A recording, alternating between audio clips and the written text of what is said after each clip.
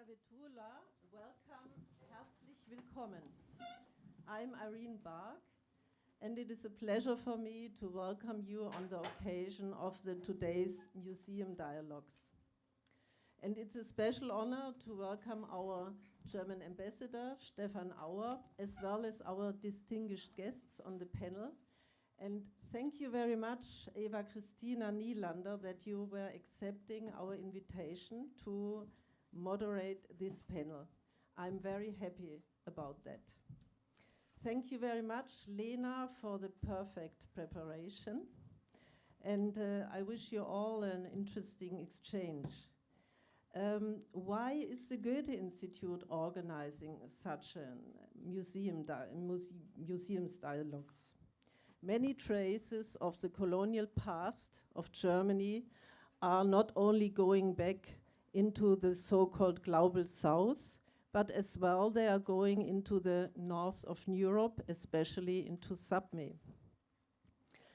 Our panelists are following these traces already for many years from different point of views, scientific research or artistic and geology practices.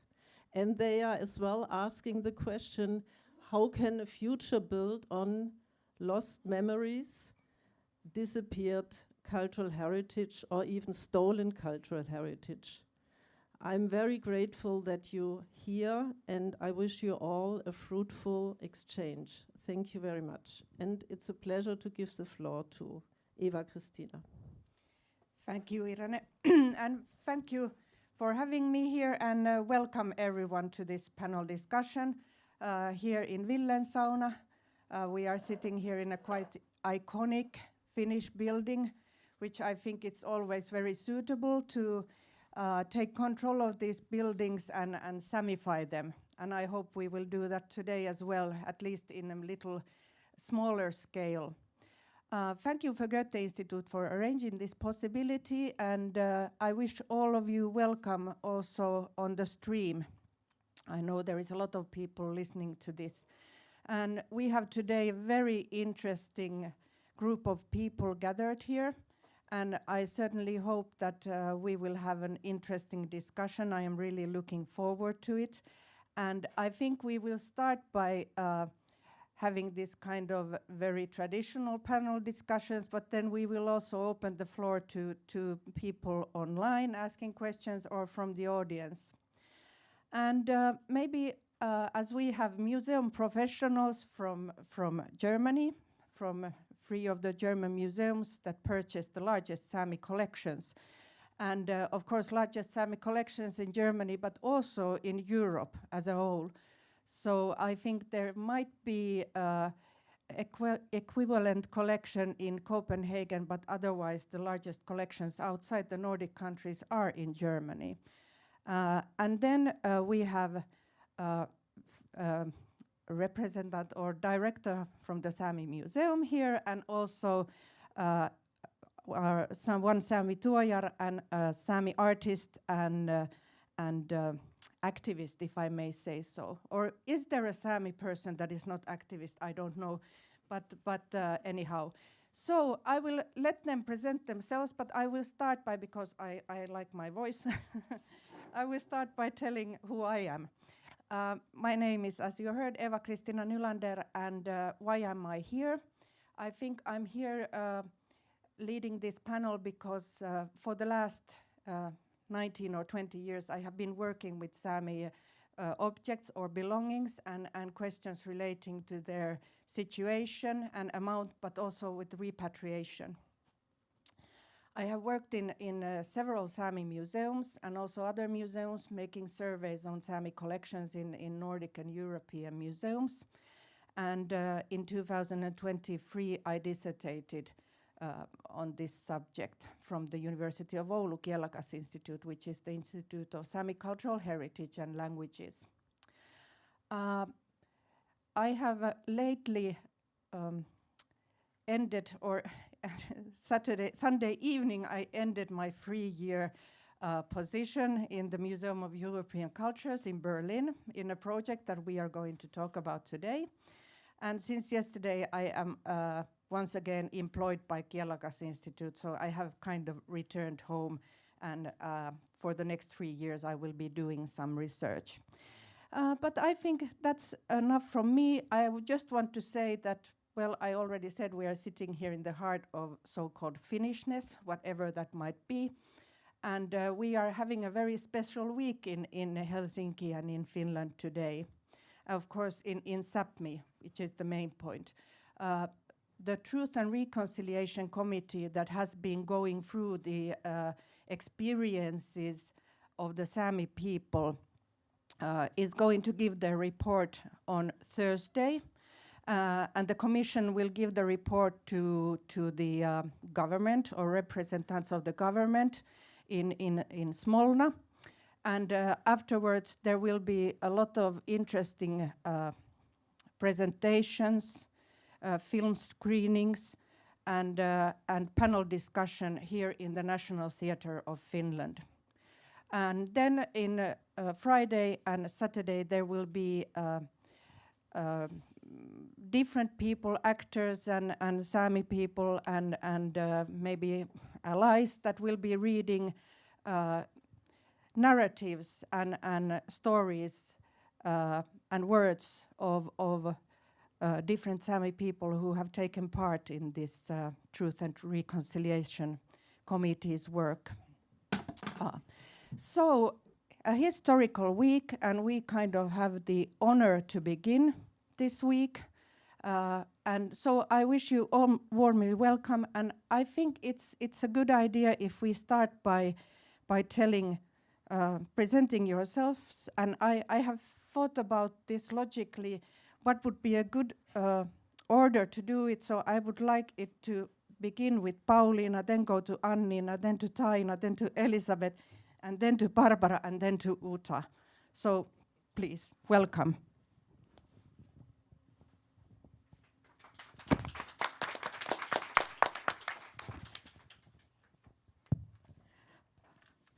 Spässä Eeva-Kristiina, and thank you Goethe Institute for the allyship you've been showing to our different Sámi groups for many years, and I hope this collaboration continues in the future, but because that is needed. We do need allies and long-term allies because the work is far from done. And thank you for National Theatre for hosting us here. It's always nice to be in a theatre. Being a theatre director, it feels like home to be in a funny place that can have serious discussions in an art form that is built on nothingness. My name is Päälak, as I think Eeva-Kristiina had written to the program. I appreciate that because I very seldom wish to have my Sámi name written anywhere. I come from Keväjärvi, which is a very small Sámi village that was built for the second generations of the Sámi that were born in Finland. Our people were forcibly evacuated after the Second World War from Petsamo area since Finland lost the war.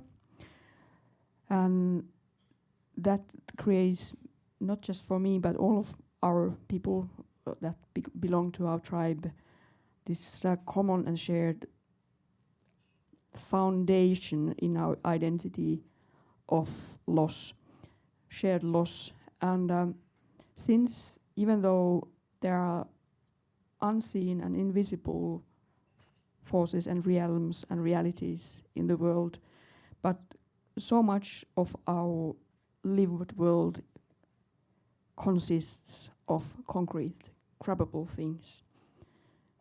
And when we are speaking about first of the land loss, that the Sámi, the seven Sámi Siidas that ceased to exist, and we were evacuated to Sevettijärvi and Nellimäriäs.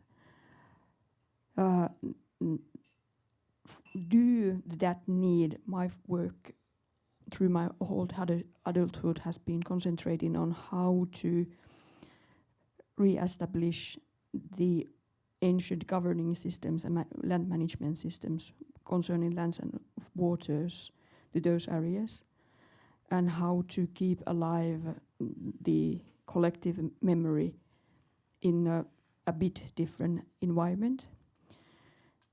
So how to reintroduce ourselves to the areas that were partly called Sámi areas, but been abandoned for a generation or two, and partly introduce us for new Anar Sámi areas, and to how to have a different system of knowledges and system of having the dialogue with the land put on place in a time where the concrete, grabbable world and the objects and all those things that create our reality and everyday life was left or vanished or taken away. And when coming to these discussions,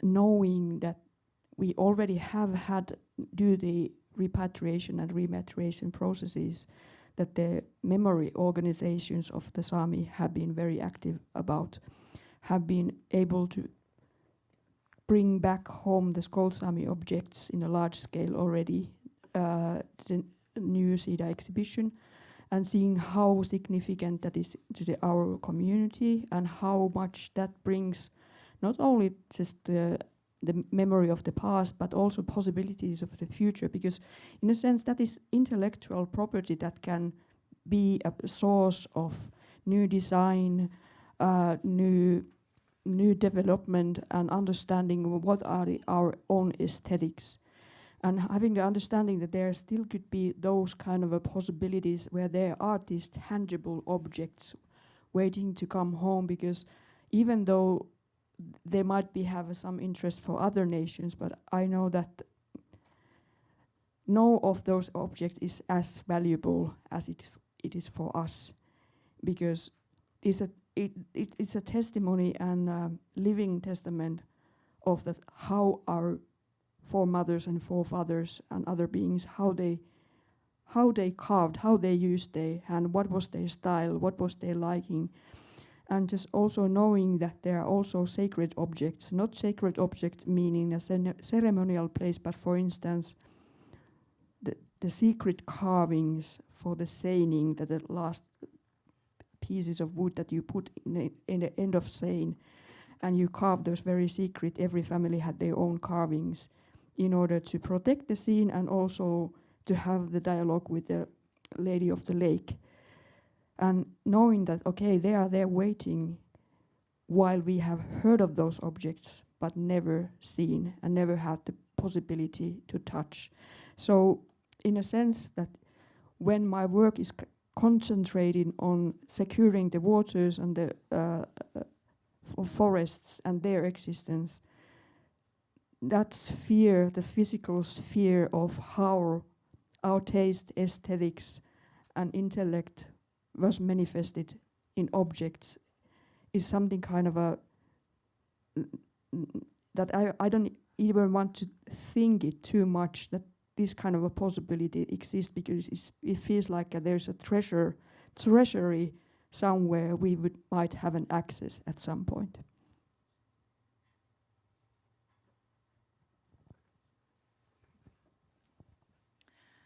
Okay, yes, thank you. Thank you. I always want to listen to Pauliina. Difficult to continue here. My name is Anniina Turunen. I come from Inari, a small village, big heart, a lot of land, a lot of water. I work as Tuoji teacher. If nobody knows what Tuoji means, you can see there's the screen there and there. When you see Tuoji, it's, well, we see item, but it's also a lot of know-how, traditions, secrets, and form of art, way of living, everything. I've been working as a teacher for 13.5 years. My background is I'm a textile designer, also done my research and practitioner tuojar in northern Sámi. Art also in my heart, and Gunvor Guttorm, the professor Alaskovla in the university, Sámi University, she always says tuoji. You can't just say, if you say art and you don't use the word tuoji, tuoji is same as art, everything. So I don't like to use just art. It's always tuoji when working with hands and mind and material. My perspective, I've been working with the museum collections through, I could say, decades now. At this point of my life, I started when I was a young university student, and I've been working to museum in Inari in summertime with the visitors. I've always been interested into the history and the people before us. I want to know the history so I can know who I am, and I can tell my children who they are, and they can make their own story, their own history. I was part of the project in Berlin that lasted, I can't say, it's 2025 now.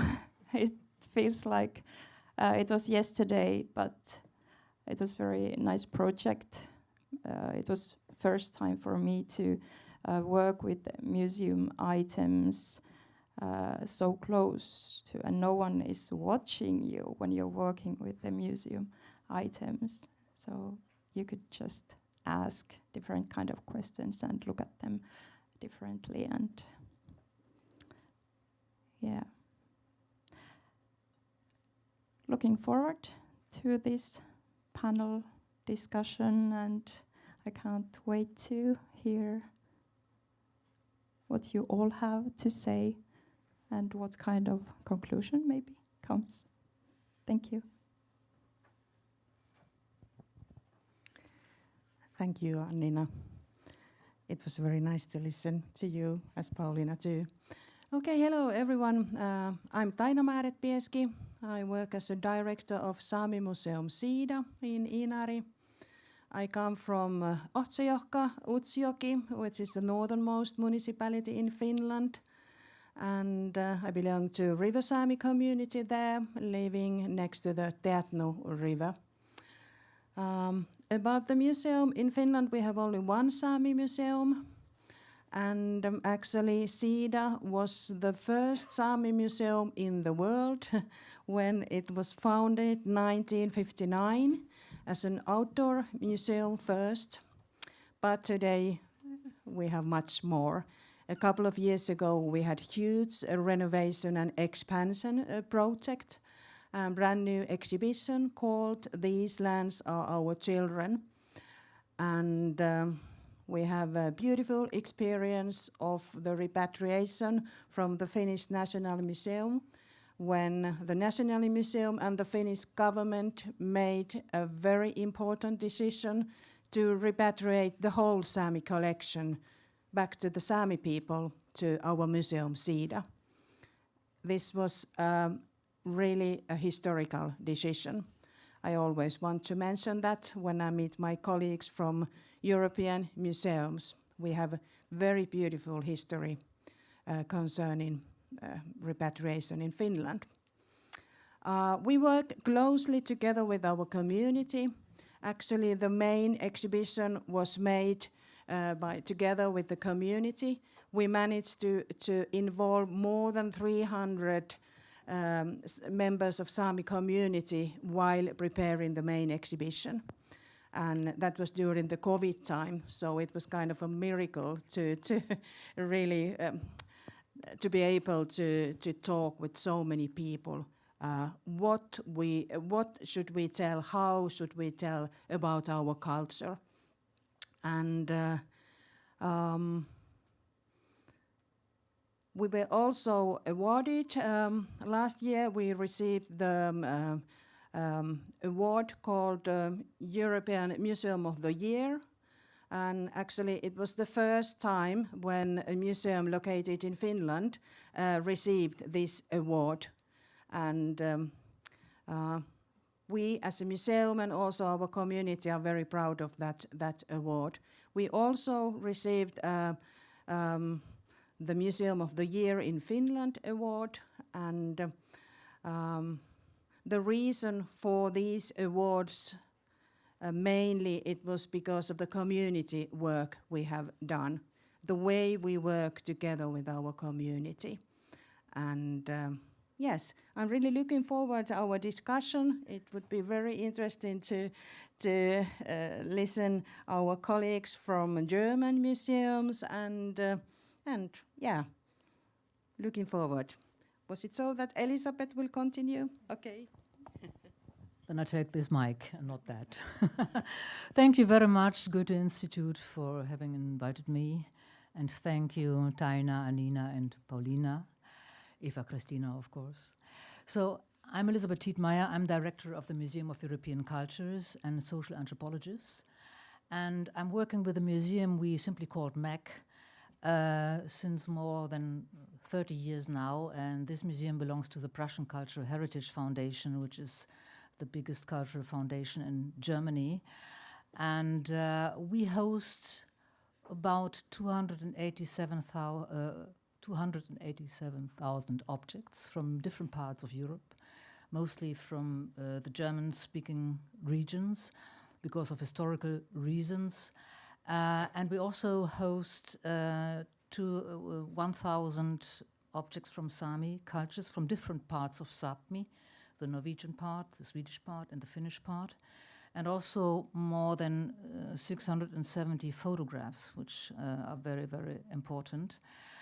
And we were always asking ourselves what to do with objects we didn't know about the culture very much. So the objects were localized in the basement for more than 100 years, and nobody saw the objects. Well, there were some exhibitions, let's say, about Sámi cultures in the 70s, for example, typical anthropological exhibitions.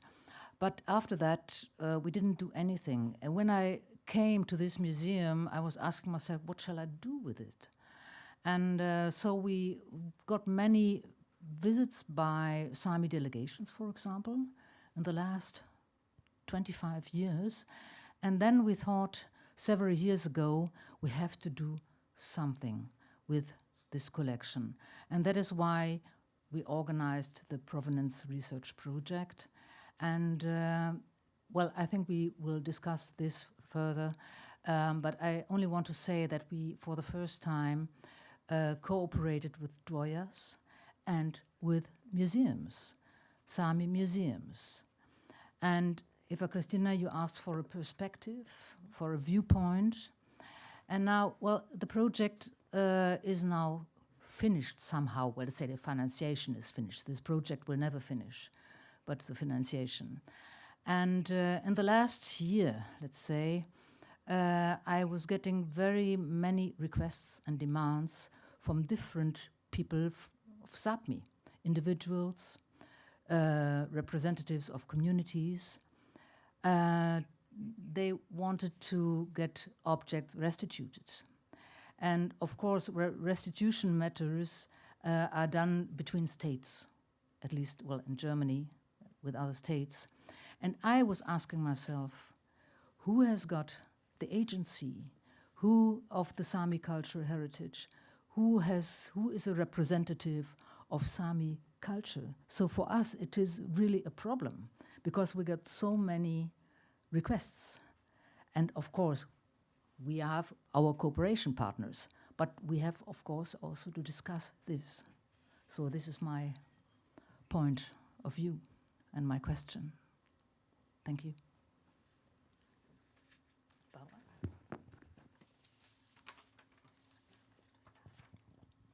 Yes, I'm Barbara Plankensteiner. I'm representing another German museum with a large Sámi collection, the Museum am Roten Baum, World Cultures and Arts, briefly MARC, in Hamburg. And I'm a director there since 2017.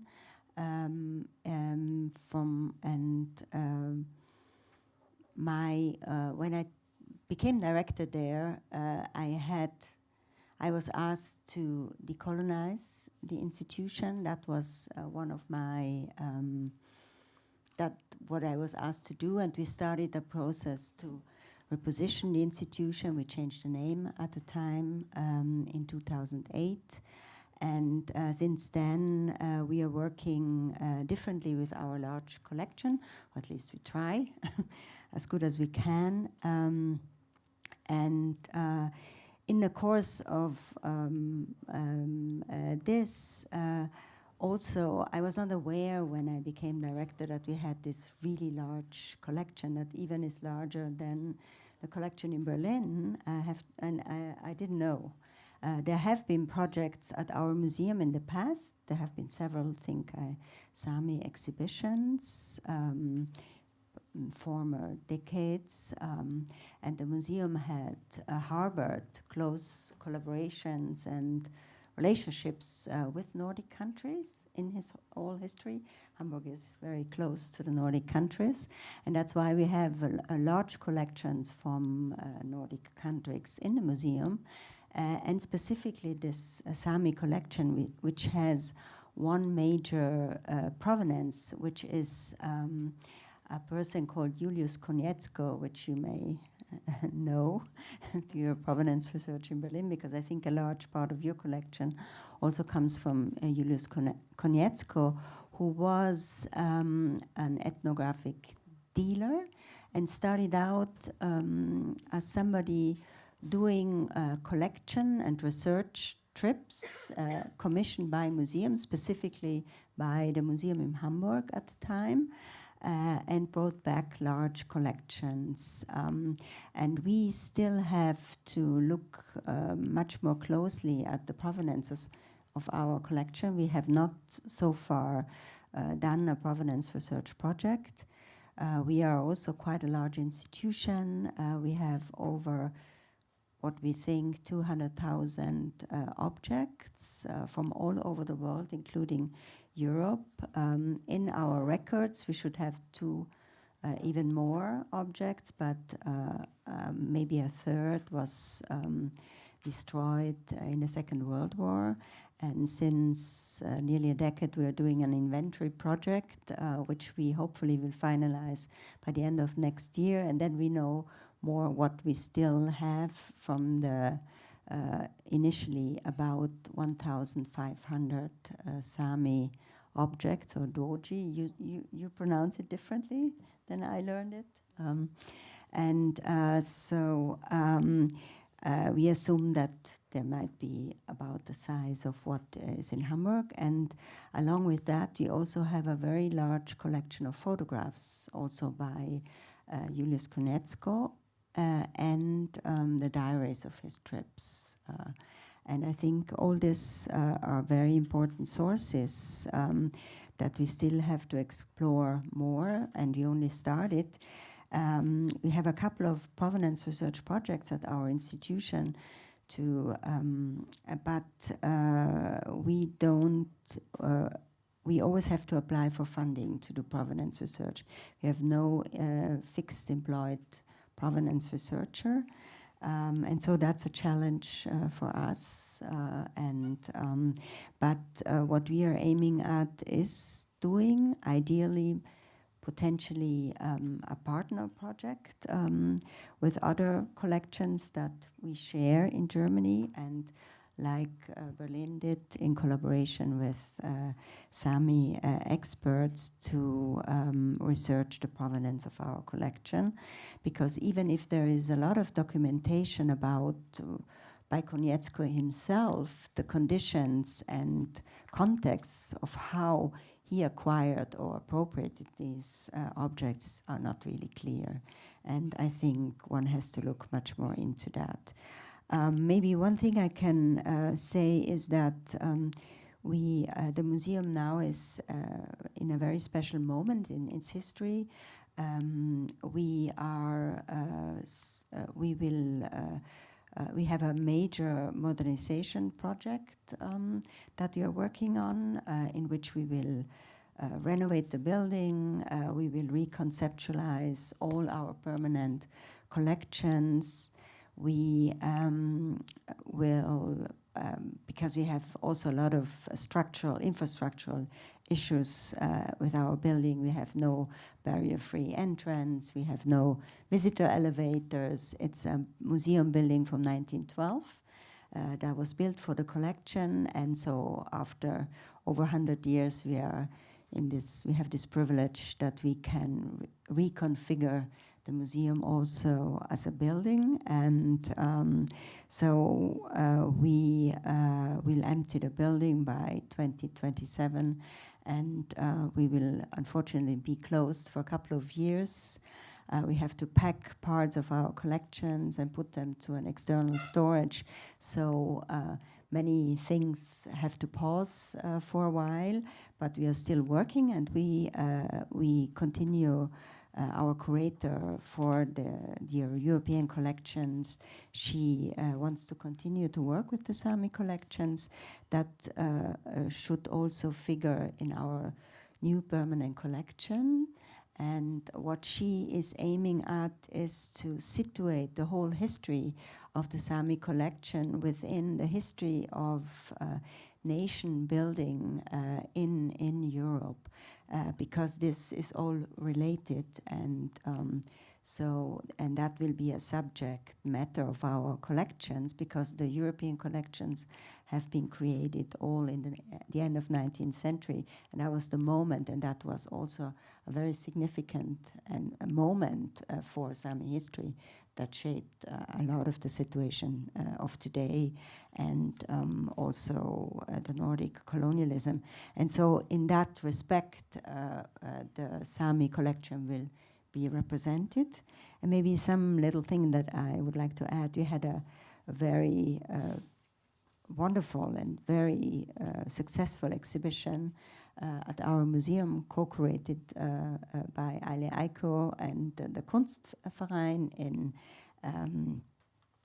the Kunsthaus in Hamburg, in which the title was The Land Speaks, Sámi Horizons, which was a collaboration and also a perspective from contemporary artists on our collection. And we were able to acquire also some contemporary works of art and doji for our collection. And this is something that we would like to continue also, because we think it's a very important perspective relating to the historic collections and their future potential history.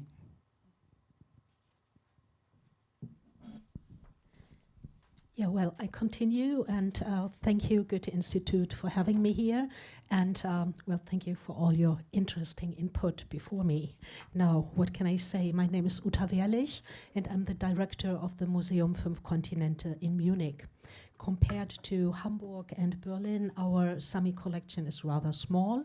It comprises about 400 objects, and they also have been collected by Julius Konietzko between 1914 and 1916. But in contrast to Hamburg and to Berlin, the Munich Museum never asked Konietzko to collect objects for the museum in Sápmi. He presented us a catalog with wonderful drawings that were done by his wife, and well, in the years before, the museum never wanted to acquire any Sápmi objects, but then all of a sudden, in 1916, they said, yes, we want to buy these about 400 objects. And they chose from the catalog that is within our collection until today. Luckily, our collection is already online, so there is a way to get into the collection, but it is a very conservative online catalog with pictures and basic data. So what I would like to know from you is, what shall we do to bring this a step further? What is in the interest of the descendants of the makers of the objects that are in our collection? Because something that I find really, really interesting is the great potential of material culture. We already heard it. The potential, of course, is in its complexity. Objects incorporate immense knowledge about cultural, social, economic, and technical process. And that information, of course, can be unlocked through research, but only through research that we do with partners that are skilled in certain technical processes, that are able to read the objects in our collection. For example, just a couple of days ago, we had a visitor that was interested to see the collection, and we prepared some objects from the collection for viewing, and there was this wonderful baby flask made of a reindeer horn. And I was wondering, why do you use this material for baby flask? What qualifies the material to be used as a baby flask? And I think all of these questions we can only answer together with you. And then I wonder, as in our museum we don't have a curator for the Sámi collection, and as all the other museums we always lack space to present this collection in a permanent way. What options do we have in the digital space? How can we work with our collections with regard to the knowledge you have and that you would be willing to share with us and with our public? That would be really, really interesting to know. And then maybe we could bring this collection a step forward in the digital space. Of course, always taking into consideration intellectual property. You already mentioned that. And I would find this a really, really great opportunity to cooperate in the future. Thank you so much. There's so many themes, but let's first go a little bit to the German museum world, or museum world in general. Like you said, that the collections come from certain age. It was quite typical in European museums and in Nordic museums to collect the Sámi collections, let's say, from 1880s until the Second World War. Of course, there are earlier collections with, for example, sacred drums, and a little bit also later collections, but this is kind of the normative collection that exists in the museums. And somehow after the Second World War, world of course changed, and these collections were no longer considered to be, or they were not in the focus, so to say. And the problem is that in many museums, whether it be in Finland or in Norway or in England or in Germany, there are no longer professionals that are specialized in Sámi culture. So often it is a big work before we know what are in the collections.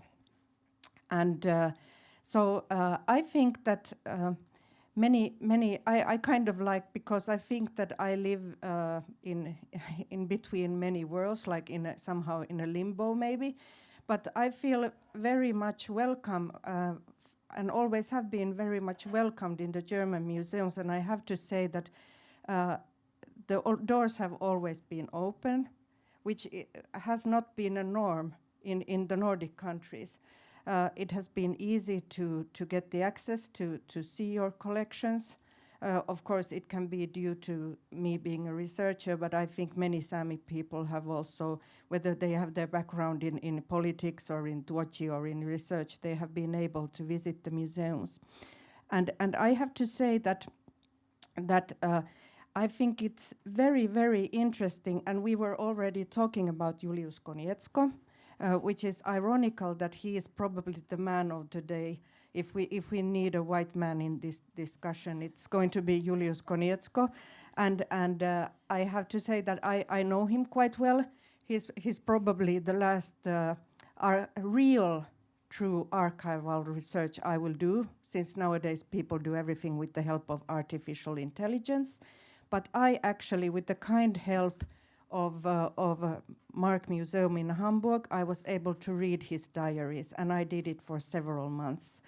And I dare to say I know him somewhat.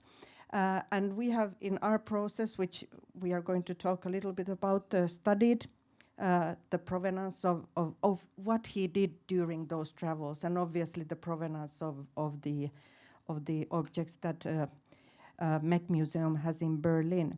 But it's very interesting that you all share these collections from him, and they kind of, like I have said, that the Julius Konietzko is the gaze on the Sami culture, which is located in Germany. But still, having now done the research, I have to say he also used a lot of local helpers. So it was not entirely himself that he did it, obviously. That would have been not possible. But I would like to hear, have you, in your museums, have you worked with, you already told a little bit, but have you worked with the collections, Sami collections, or are you planning to work with them in a special way? You maybe answered a little bit, but maybe let's go one more round. Yes, definitely.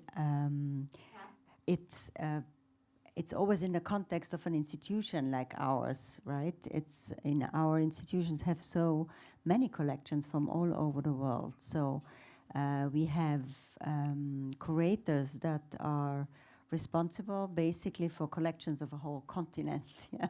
So for each continent, basically one. That was the system in Ethnographic Museum. And if you compare it with art history museums, for instance, they are much better equipped with stuff, you know. So it is a challenge for curators, and they usually have one specialized or special focus on which they have done a lot of research previously before they entered the museum, maybe, or a PhD or so, and then they have to get an overview of these really large collections they are responsible of. And so that's why there is this specific knowledge missing, unless you have by chance a curator who had worked on these collections before.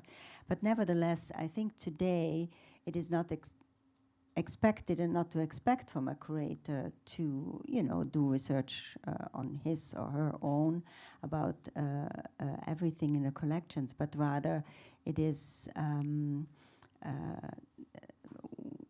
they work together with knowledge holders, with experts from descendant communities or scholars from these communities, with contemporary artists, etc. So they create also in a way knowledge, and they are very depending on these relationships as well. So these collections, they create relationships, and I hope they are different than in the past. And I think that's one of our major challenges also to foster these many relationships in our museums. For us, I think specifically in Hamburg, where there is this long tradition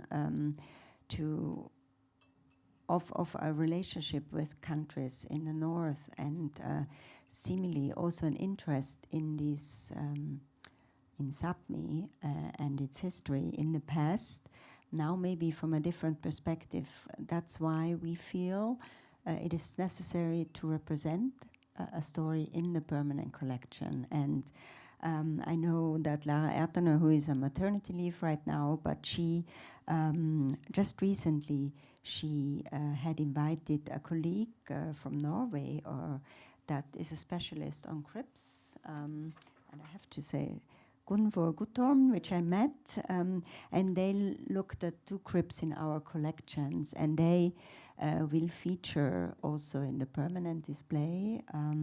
So there is a lot to do and many possibilities. And as you say, Konietzko is connecting our collections, and I think one of our next step could potentially be a partnership provenance research project, because I think it's waiting just to be done. And we most recently in Germany started to do other collaborative research projects. So for instance, on Cameroon, it's we are 4 museums that have a joint project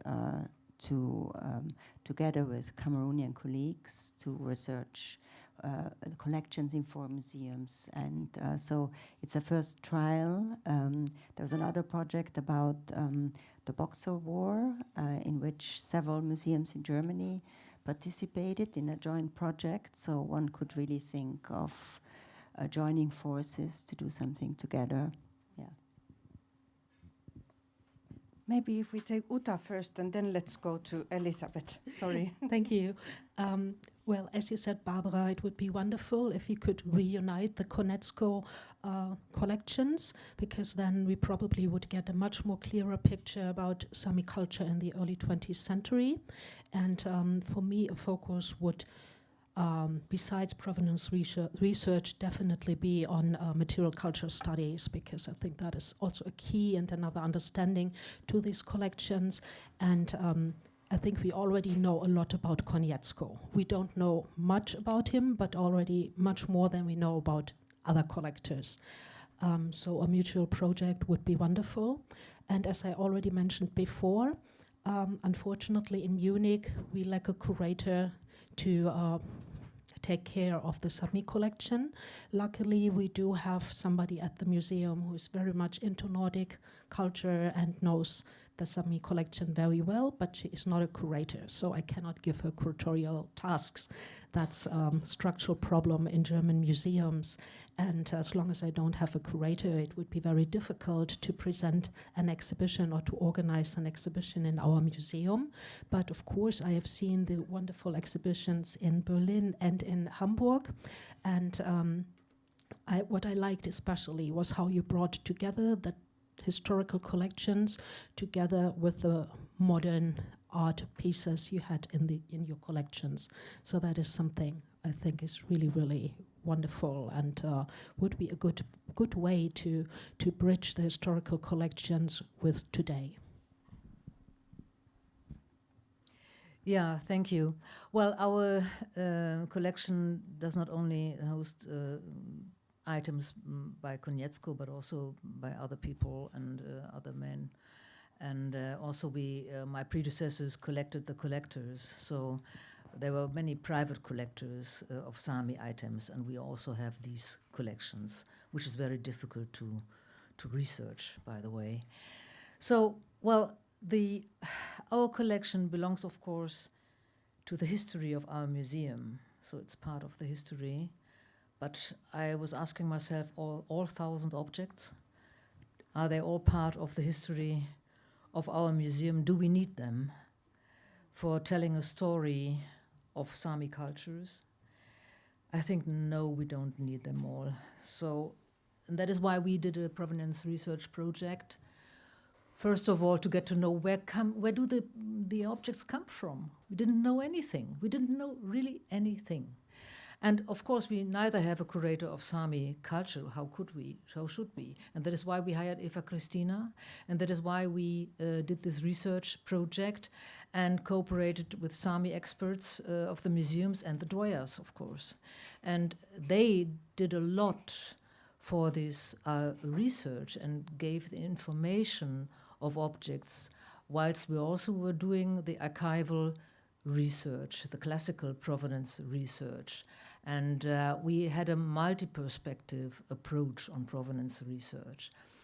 And, well, we also have everything digitized and everything is online, but only in German, not in English. Well, not Sámi, of course. So this is a problem. But we did also this provenance research to discuss why couldn't we repatriate these objects? Do we need every object? What for? And so when we, let's say, do a new permanent exhibition, of course, the Sámi topic will be addressed, of course, by us and also in collaboration, I hope in collaboration with you. But the historical objects, I think we don't need them. They have to go back. And we have modern objects. And you see one over there. And we had this wonderful Imuin project, or exhibition project in our provenance research project, where we invited the Dwoyers. They took the historical items, got inspired by them, while they really tried to get reconnected to the cultural heritage and created new ones.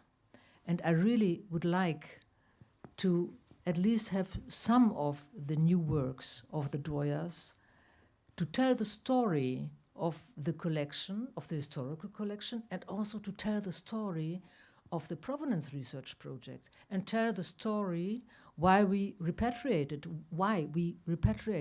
the objects. And well, this is my personal aim, and this is why we did this research project. Okay. Thank you, Elisabeth. And I have to say that I will then give the word to Taina and then to Anniina and Pauliina. But first, I would like to say that I was really inspired in a conference, I think it was 2013, where I heard a presentation from Glasgow. And they had given a repatriated ceremonial belonging back to the home, and they had just exhibited the empty glass vitrine with the information, and I think it was really like very much on top of, or on top of the subjects. What are the social roles of the museum? Because the museum world has changed, and the role is nowadays, I think, more societal and more like we are no longer just exhibiting objects, and of course there's a lot of work behind the museum scenes, but I mean that it's definitely more about social questions today, I think.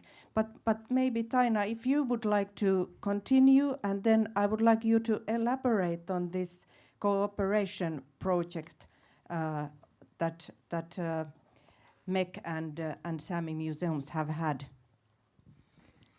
Yes, thank you, Elisabeth. I'm so happy that our museum was able to be as a partner of your museum.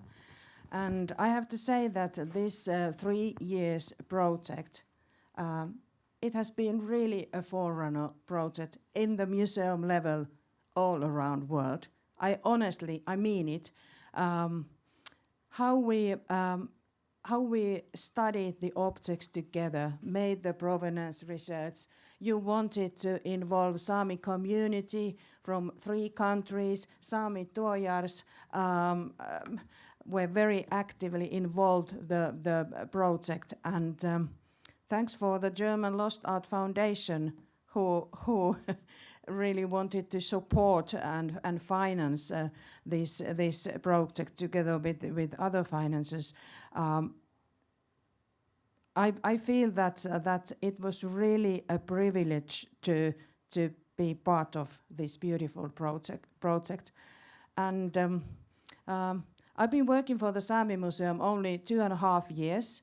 And before that, I used to work for the Finnish government for 25 years. So I come outside the museum sector.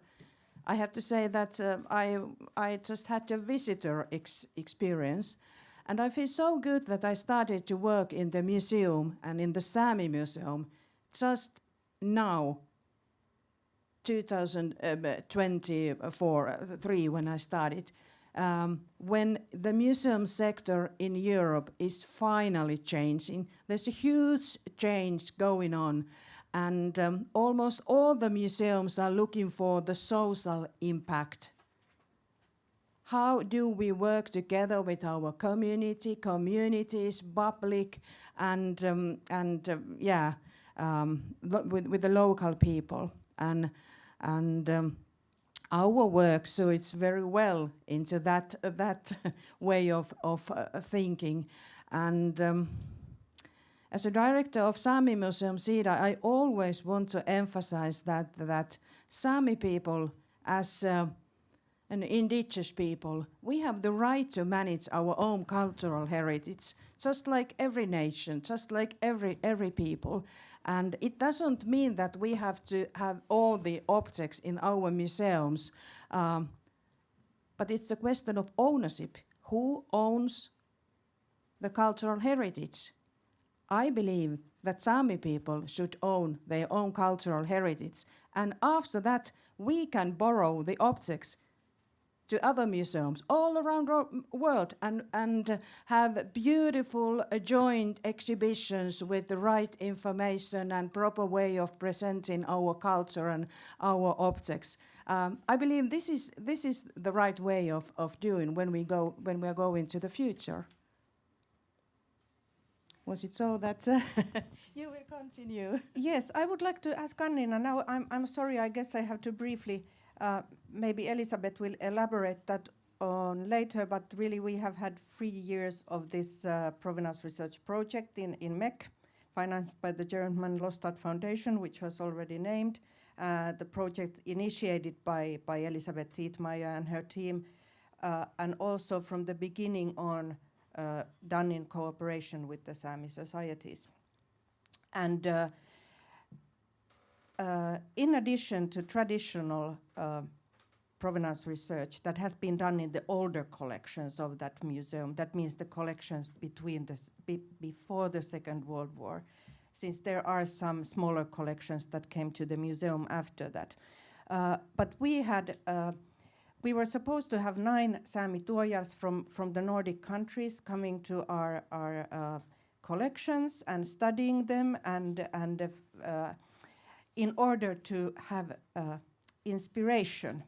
And you can, Elisabeth, tell a little bit more about the thing that was needed from the museum, but I can say that these tuojars were in Berlin for almost 4 weeks and took part in several happenings, but I would like Anniina Turunen, who was one of the tuojars coming from it's very unnatural to speak about nation-state borders in Sápmi, but we have to use them, and certainly when we are discussing about museum collections and maybe repatriation issues, we have to take into consideration the nation-state borders. So I would like to hear, Anniina, about your experience of that project, and maybe if you could like briefly elaborate how it has influenced you. How much time? You have time. I think we have 3 hours. So excellent. Okay. You can speak freely. Yeah. The first impression, it was a gathering in summertime in Inari, and we saw the items. It was a PowerPoint slideshow made by Eeva-Kristiina, and she had already somehow curated for us a few items. And for me, the tuoji in museum collections, their items, they don't tell much if you don't know about them. And I was thinking, what is my role in this project? First, I was looking at these special type of bags that no longer are made in my area, but it was very common over 100 years ago. And because I was been working with those bags already, but then I chose latjokahpir, the horn hat, because it is a very, I think, controversial type of garment, headgear, the hat itself, the making and wearing, the knowledge how to wear it or how to make it, what kind of what type of latjakahper belongs to your family, or so on. It's been disappeared a long time ago. There isn't much written, or you can see them in pictures and paintings and in the museum collections. And I think it's been actively 10 years now that latjakahper, horn hat, as a phenomenon has been going on. So my perspective for this project was I wanted to understand how to make particularly this hat that is in this museum collection, how this is made. I wanted to study the seams, the pattern, how it's formed, the shape, everything in it. And you can see I'm looking at my hats, which are over there. There's the red one that is in the collections. I saw it before the project, and I've always had some kind of a special feeling for that hat, and I wanted to study especially her. So for me, as a tuojar, it's notes in the museum, the hat itself. I'm never going to wear it. It's my notes, how it was made, the museum hat itself. There are the stitches and so on. I learned a lot. I learned how to sew it properly so that it really fits and it's perfect in the head. I didn't know it before that experiment. I've been making those, but there's always been a lack of how really make one. And then I made a second latjakahper horn hat. And it was, I call it souvenir. It's made from the material I bought in Berlin.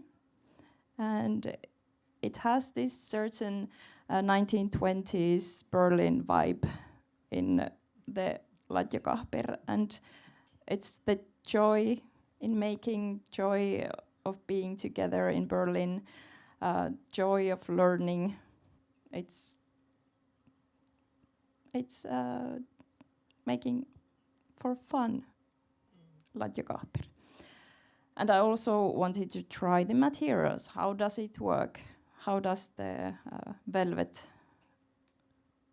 works in this type of hat? And now I know it doesn't work. It needs more to sew it. I'm not sure how long it will last. But that's tuoji. It's life. You have to experiment. You don't have the right answers. And then there is the third latjakahper. I made 3 of those.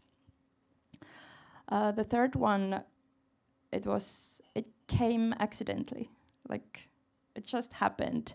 Eeva-Kristiina, Konietzka mentioned again. Eeva-Kristiina showed picture, and I noticed, okay, Kristiina Kitty, this is my grandmother's mother.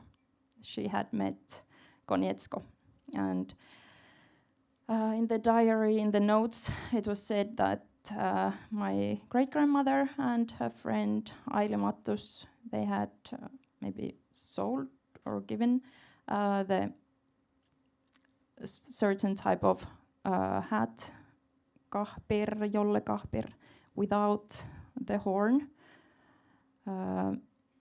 And it was I saw the picture of my great-grandmother. She was 16 in that picture, or above.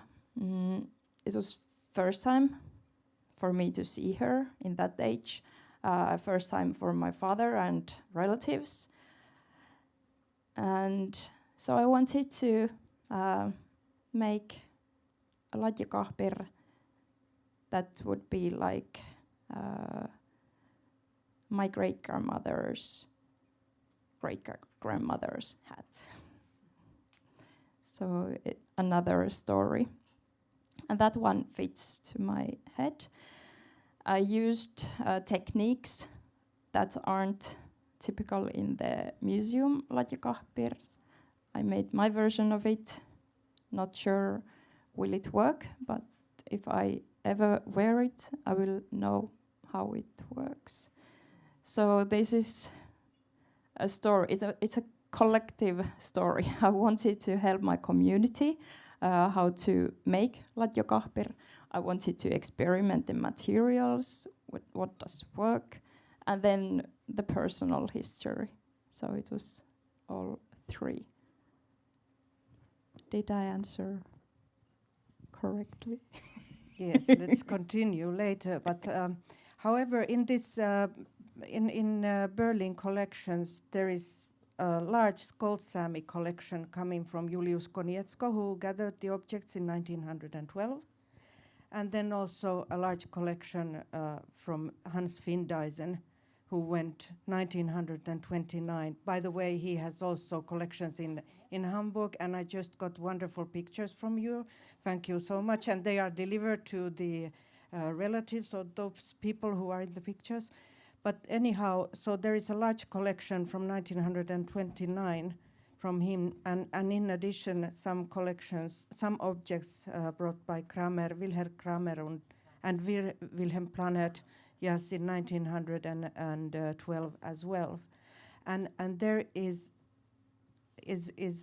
I think over 200 Skolt-Sámi objects, all coming from the old municipality of Petsamo, from the area of your roots, and which, of course, when we talk about these repatriations, these people, they were evacuated to Finland, so rightfully these objects should come to Finnish Sámi Museum. But Pauliina, what kind of feeling now that you are listening to these discussions and thinking about all those belongings? Can you elaborate a bit what kind of feelings you get? Very nice question.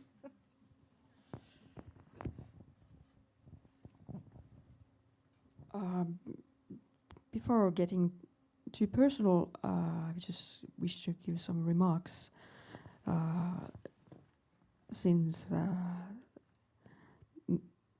Dorje and museum work are not either of my trade, but in some time the need for the work that you both are doing is evident in my community. And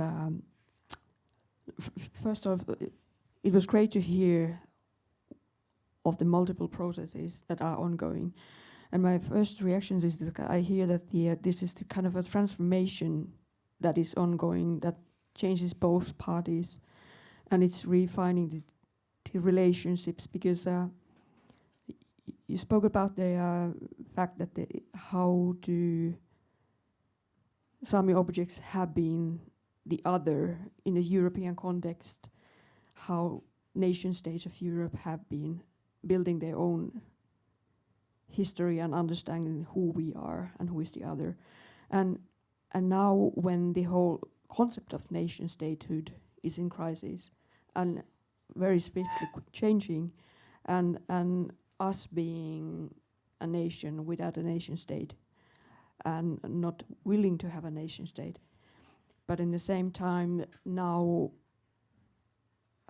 before a larger, if there will be no bigger power grab when now the European borders are defined and so on, if we still have the possibility to keep on of that progress, that we are on the path, that we are willing to have be in charge of our own narrative, and that meets somewhere in between with the memory institutions and your role of thinking that who we are in this new situation, and kind of a question that comes to my mind that where is ethnographical museums needed in this time?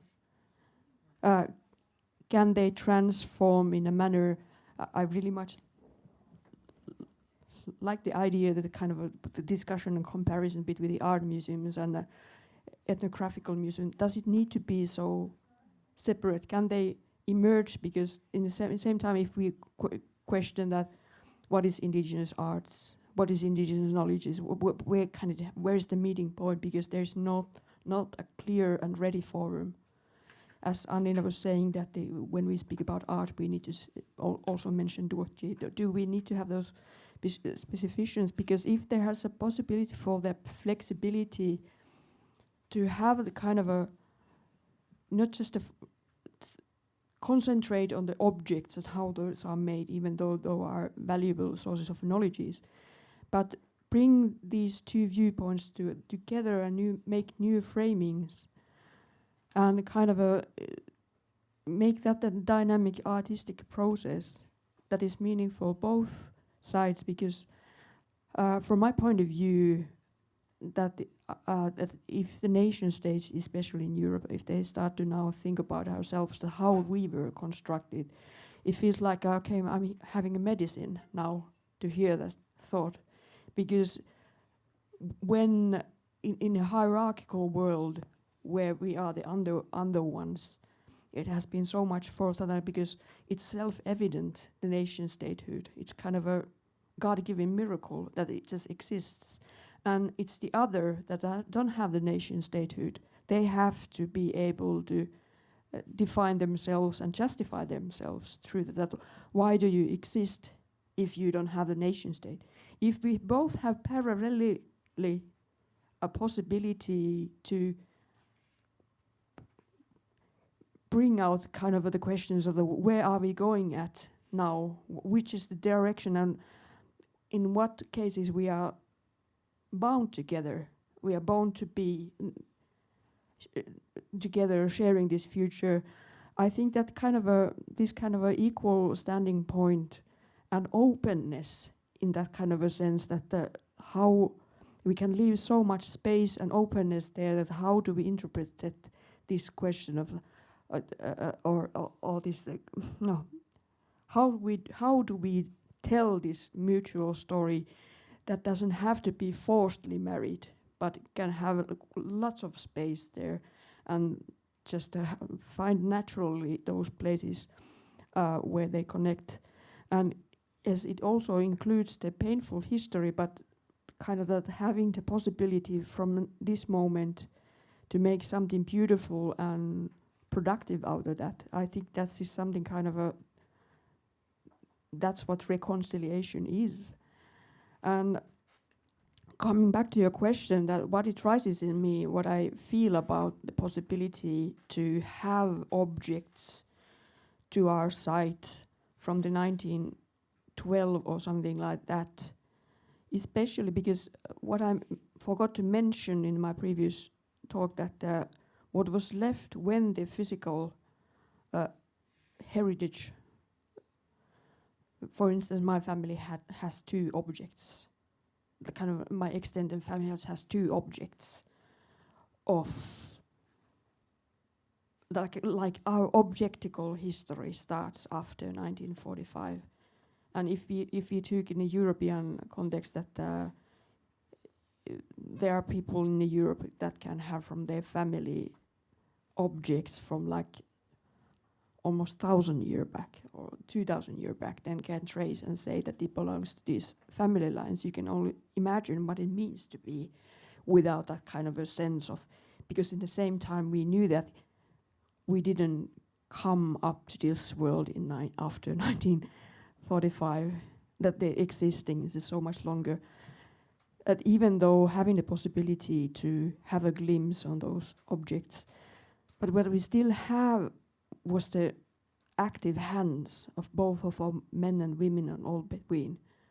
And the people were still doing, even without example, but they were still able to do things. And now when the new materials and new machinery is coming, the aesthetics are changing very rapidly.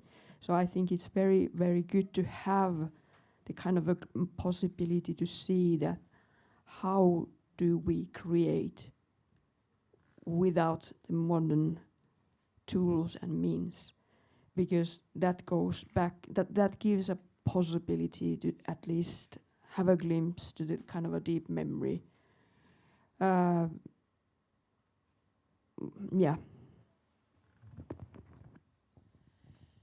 Yes, thank you. I think you gave a very good subject. We have time, so I want to ask from our German guests. Pauliina made a very good question. Where is the ethnographical museum going? So would you like to elaborate on that question?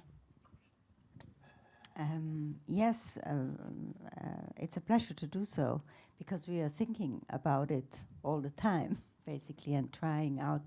And I feel what you were saying, that's basically the direction of where we want to go, because what we are also working towards to make our collections more accessible, because now they are in a hidden storage, and we try to convince we have to create a new storage facility, and we are really trying to convince the decision takers that it can't be just a box where objects are, but there needs to be space to interact with the collection.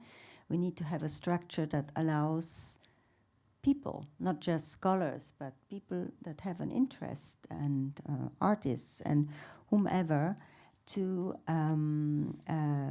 relate with these objects and to be able to work with them and study them and spend time with them. And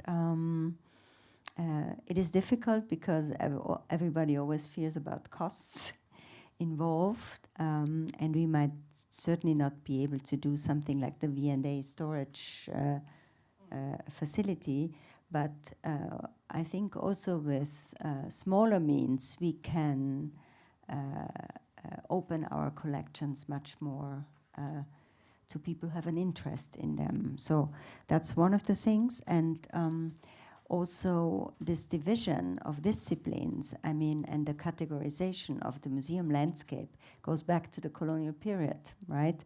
And in some countries they dissolve the structure and the categorization.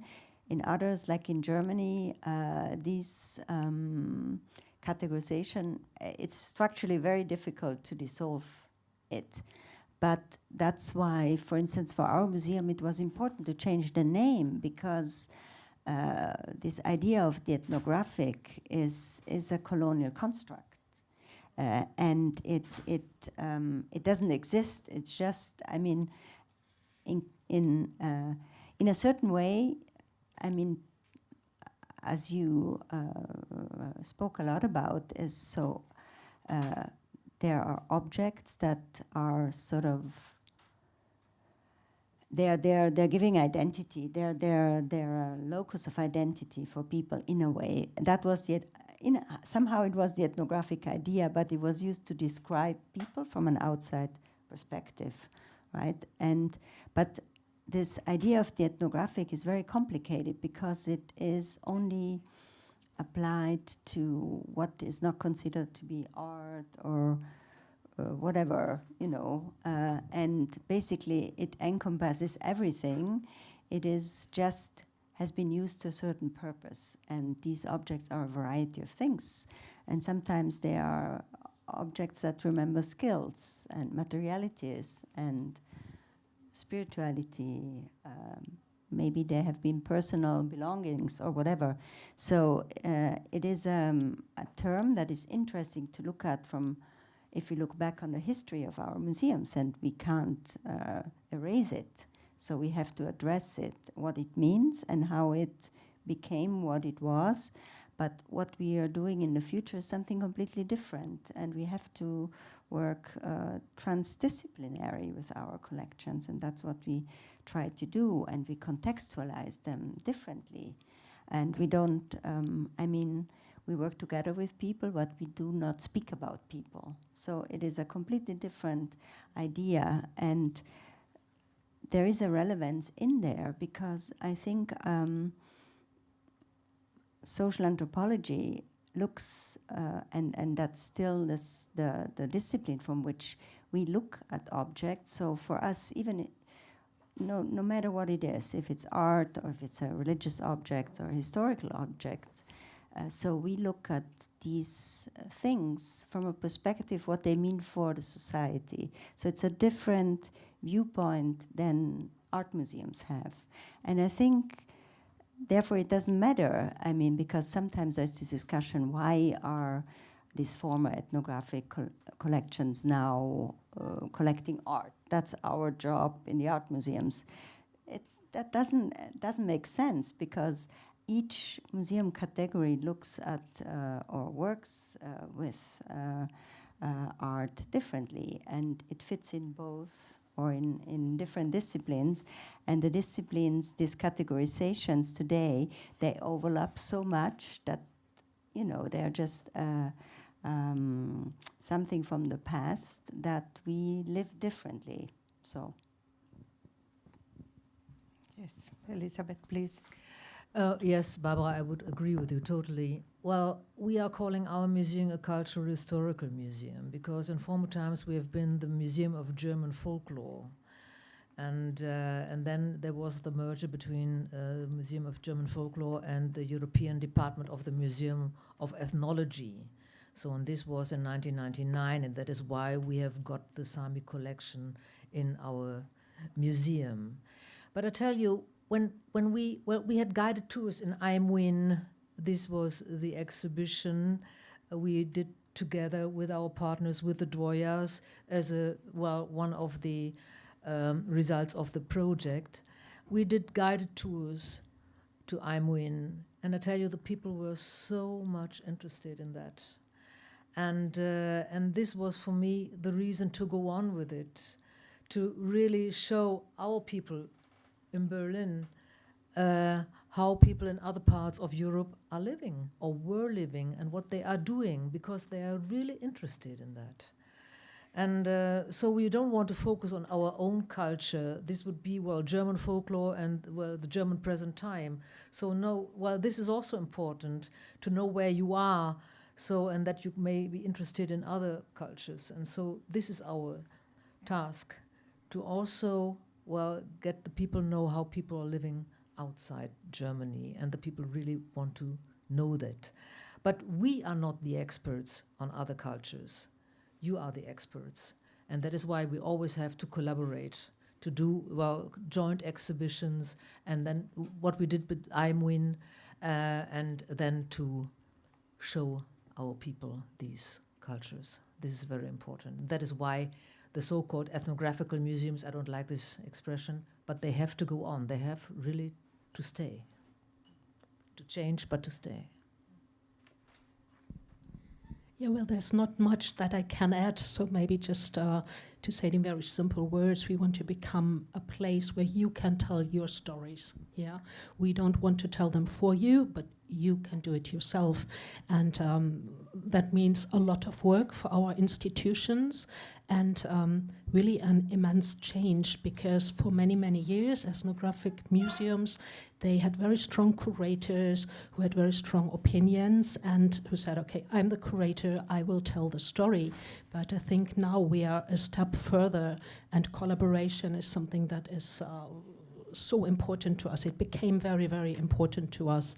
And in order to continue this work, it is, I think, one of our core tasks to build a network, and not only on short terms, but really to stabilize it, because we all know collaboration is built on trust, and to build trust always means you have to make an effort, and you really have to mean it and to work hard for it. And I think we are on a good way. And as you said, I think the Ethnographic Museum is still very important, maybe today more important than it was in the last couple of years, because we all know in Europe many governments, they become more than conservative, and people very much focus on national themes. And I think we are much more. Our societies are post-migrant societies, and therefore our museums now are really, really important and have a lot of work to do. Yes, I know that you, Barbara, have been working a lot with the German Lost Art Foundation. I'm not sure about you, Uta, you have also. I would like, Elisabeth, you to tell briefly, what does it really mean to make this kind of project? Because it's not like, I mean, these collections, they are over 100 years old. There have been a lot of procedures that have been done to the objects. You know, everyone who lives in Helsinki, you have your own lovely sweatshirt, which is made of wool, and you put it in your closet, and the next time you take it away, it's eaten by these little creatures. So what does it really mean when you have large collections in European large cities or in Nordic large cities? There are animals, and for that reason, there are many procedures. So please, could you tell a little bit what kind of effort was done before this space called Aimuin was possible? What does it mean to make this kind of project? Well, it did not fall out of the sky, so it was really from heaven. It was really hard work. And you see, since, well, let's say 30 years, we are working on this collection somehow. Not very intensively, but one by one, well, bit by bit. And we produced, for example, a collector's handbook. We digitized all the objects, took photographs, and then we compiled this collector's handbook, for example, which was very much work. And this was the basis for the application of the provenance project. And then we, of course, had to decontaminate the whole collection because, well, normally our collections, which are, let's say, more than 100 years old, are contaminated with pesticides. And and this was very, very much work to get it decontaminated. And this was, well, done by our conservators. This was very, very hard work. And then we had different colleagues who were really thinking on this application, how we could do it, how we could apply for this project to the German Lost Art Center. And this was also very hard and very much work. I think we were working 2 years on this application. Well, to find our partners, which was not easy in the beginning. And so, well, Eeva-Kristiina was our missing link somehow. She was the mediator between us and the people, the colleagues of Sámi museums. And so we had to have all these partners, the letters of intent, and so that we could really apply for it. And then it took a long time, that the application was confirmed and approved. And then the work began. Yeah? That we had several meetings virtually with you and with the Goethe Institutes of the northern countries, with the Ministry of Foreign Affairs, and so there were many, many parties involved, and also some of our partners, like the Finnish Institute in Berlin, was also very, very, and still is a good partner. So we were networking all the time and meetings all over. And but this was really also very interesting for us because it was the first time that it was done so properly to prepare the application. But finally it was approved, and then the work began.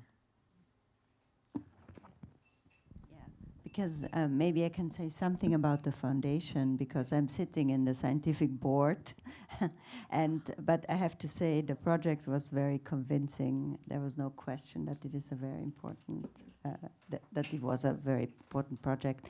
But so that's, I think it's a very special institution and opportunity in Germany. This department at the German Lost Art Foundation was founded in 2019 after a political declaration in Germany that Germany wants to address colonial history. And the German Lost Art Foundation was created to support provenance research of Jewish estranged heritage in the Second World War, and later they also financed provenance research about estranged heritage in the GDR period. And only in 2019 this fund was created, and actually I have to say it's a very important fund for many, many museums in Germany. It's the only source of funding for such provenance research projects in the colonial context. And one of the preconditions for these projects to be able to apply is that it has to be a project that is conducted in partnership with the descendant communities in question or the countries in question. So just to give a picture of these boards, this institution, and I think it's, yeah, I don't know if there exists something comparable in other countries, but so it is responsible for many, many provenance projects that have been done in Germany in the last 5-6 years. Oh, I think I cannot add anything. Of course, I can only stress once again the Deutsche Zentrum für Kulturgutverluste is so important for the museums, because with all the other foundations, we always are in competition with the universities. And with that institution, the museums really have great opportunities to receive fundings. And without that funding, we wouldn't be there where we are right now. Yes. I must say that we were really, Barbara just mentioned it, we were really lucky to get this foundation or funding, because normally the applications are concerned with non-European, so-called non-European cultures, the so-called global south of provenance research. And we were one of the first applications with the so-called, which was concerned with the so-called Nordic colonialism, and so this was very special, and we were very lucky to get this money. Yes, I totally agree, and it's a fantastic possibility. And yes, I think that the concept of Nordic colonialism is very new. It has been not been discussed very many years, and there is still a lot of discussion ongoing. Now it's maybe more acceptable as we are trying to get rid of this saltwater syndrome that researcher Janne Lahti has said. But now I would really like to hear, Taina, Pieski, from you a little bit of how you work with the museum collections in your museum, and also a little bit about the exhibition and what kind of meaning did the repatriation process between the National Museum of Finland and SIDA influence to that process? Yes, thank you. But first I would like to add, because these examples from Germany, they were very good to present that fact that you really need extra resources in order to start a real cooperation. You can't just say that, let's cooperate, let's have a joint exhibition, let's study the object together. It really doesn't go like that. You need extra money to the Sámi museums, to the big museums in Germany, this case, and then you can really start to build something new and productive. Otherwise, it's just like hype. you are dreaming, and yeah. But your question, where to start? I would like to start to mention that okay, we are professional museum with law-based duties from the Finnish Museum Act. We work in the professional way, but I always say that when it comes to our collections, we have more than 2,000 Sámi objects. I have understood that it's the largest Sámi objects collection in one Sámi museum. 12,000. Yes, yeah. So and more than 25 photos. But I strongly feel that we don't own the objects. Each and every old Sámi objects, old museum tuotji, they belong to our people, to Sámi people. We are just the organization that takes care of the objects. And that's why I feel that it's very important for a Sámi museum to really give the people the opportunity to meet the objects. Not just by coming to the museum and visit in the exhibition, or probably visit the collection and meet some of the objects of your ancestors. We organize those events too. But much more important is to work in that way, that you really go to the people. You pack your lorry. We have a museum lorry. We pack objects of certain village, photos of that area, and we drive to that village and meet people there, in a school, in the municipality building, or whatever. And people can watch and discuss about the photos, and afterwards they can meet the objects. And every time it happens that we get new information about the objects too from the community, at least from our elders who still have the knowledge and information about the tuojar who has made the object, about the person who has used it, his or hers children, grandchildren, the area, everything. So it's really going like we don't believe that we have the best knowledge of the objects. That's why it's important to have those discussions. And that was the way we also renewed our main exhibition together with the community. We organized several meetings, events with the community. Eeva-Kristiina was working as the head of our project then, and we really wanted to listen from our community how we should tell, what should we present, is there something we don't want to tell. So the basic idea was that we want to make the most beautiful exhibition for ourselves.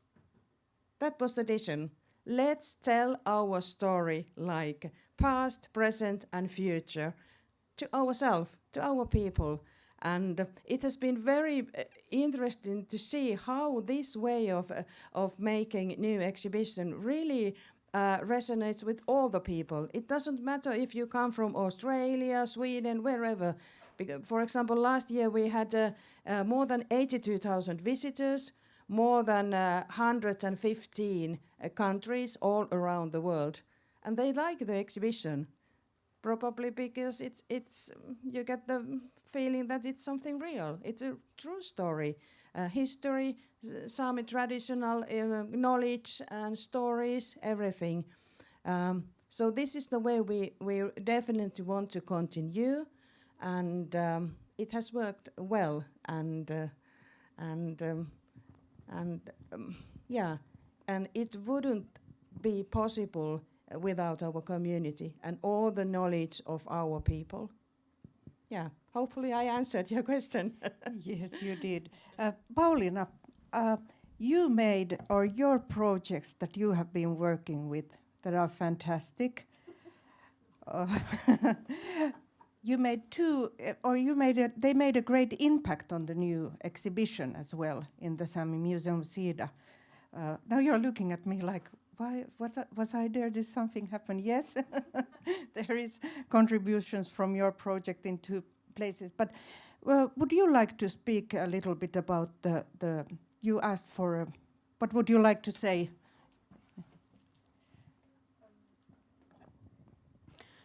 Just a quick remark on what Taina was telling about. Elisabeth, you asked in your introductory that who is presenting the Sámi. And I think that Taina gave a very elaborate answer to that question.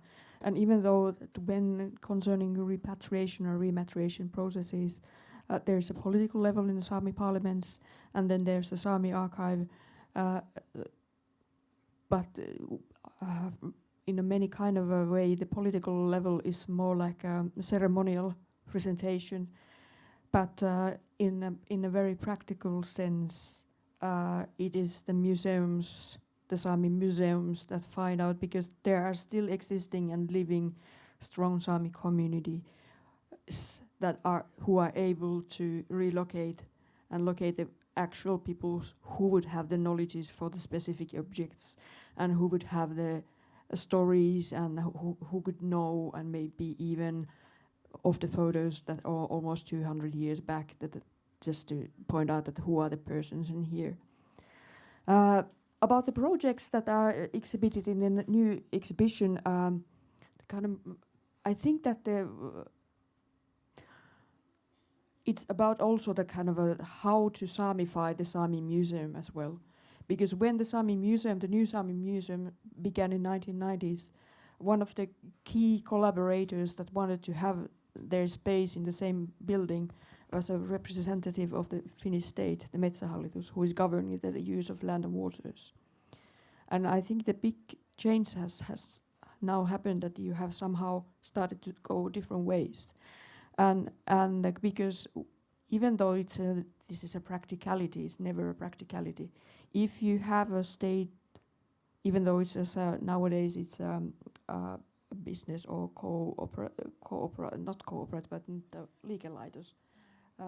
Business enterprise, thank you. Even though it's an enterprise, but at the same time it has the duties of as an official, it's the one who governs.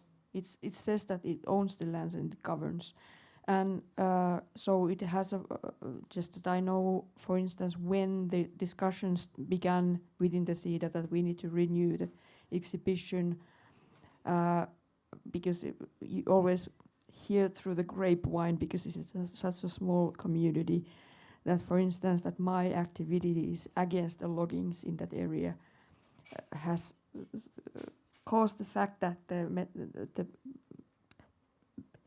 renewal team's members from the Metsähallitus said that I cannot be in part of that group because I'm not able to collaborate with anyone. So that kind of, in the same time, it was Uta Pieski who was one of the main artistic directors of the work that actually came to my workplace at my home and said that, okay, you are doing a project called What Forms Can Atonement Take? That is partly making cumulative impact assessment of the effects of the Finnish forest industry to Sámi reindeer herding. And the second part was that we are restoring the Sámi watersheds from the impacts of Finnish forest industry as well. And since those both works were done as art projects, because there were not possibility to have funding for direct land use projects per se, because Finland at the time did not support such things. So the art money prior COVID and prior Ukrainian war was still kind of more flexible to make these kind of things possible. So Outi came and looked at the files and suggested that maybe the Sámi communities should also know about the work that you are doing. Because sadly, I don't know it's sadly, but one of the things what has guaranteed the possibility to make such works works that are so directly connected to the land use and willing to change the land use practices by the Finnish state has been the silence. That if we are not so vocal about it, we just do our work and then maybe present something in Venice or somewhere elsewhere, then it won't be so directly attacked in the local level. And because if that work is directly attacked in the local level, then it's going to be impossible to do it. So these kind of two small pieces were put in the new exhibition, and obviously it felt good. In the same time, it's always quite frightening for me to work at home, because I always anticipate that somehow it's being said that this is not right and you are just a propagandist or whatever. So it's kind of it's quite surreal that the freedom of doing those things comes through distance, that you are not living on a daily basis in the area that you are trying to affect on. Yes, I have noticed in my own work, especially with Outi Pieski, we have been working with that Ladjokahpirhat, and later Anniina has continued that work. But I've noticed that it's very often easy for us to go to art institutions, because she's a contemporary artist, and they welcome us, and we can have really difficult discussions and speak about such things that would not be maybe allowed in other forums. So, and I think that for me, the new exhibition, which by the way combines archaeological objects, ethnographical or whatever, old tuoji, contemporary art, is highly political. But maybe it can be, you have to be a knower to know it. But now I would really like to hear from Anniina, because you are kind of, well, you all are in the center of this theme, but you are kind of in the center in that way that you really work in the museum collections and use them a lot. So could you tell how you do it, and maybe also to kind of highlight how important is it to have these objects in Inari, where also you educate the new generation of tuojars, of the Sámi crafters?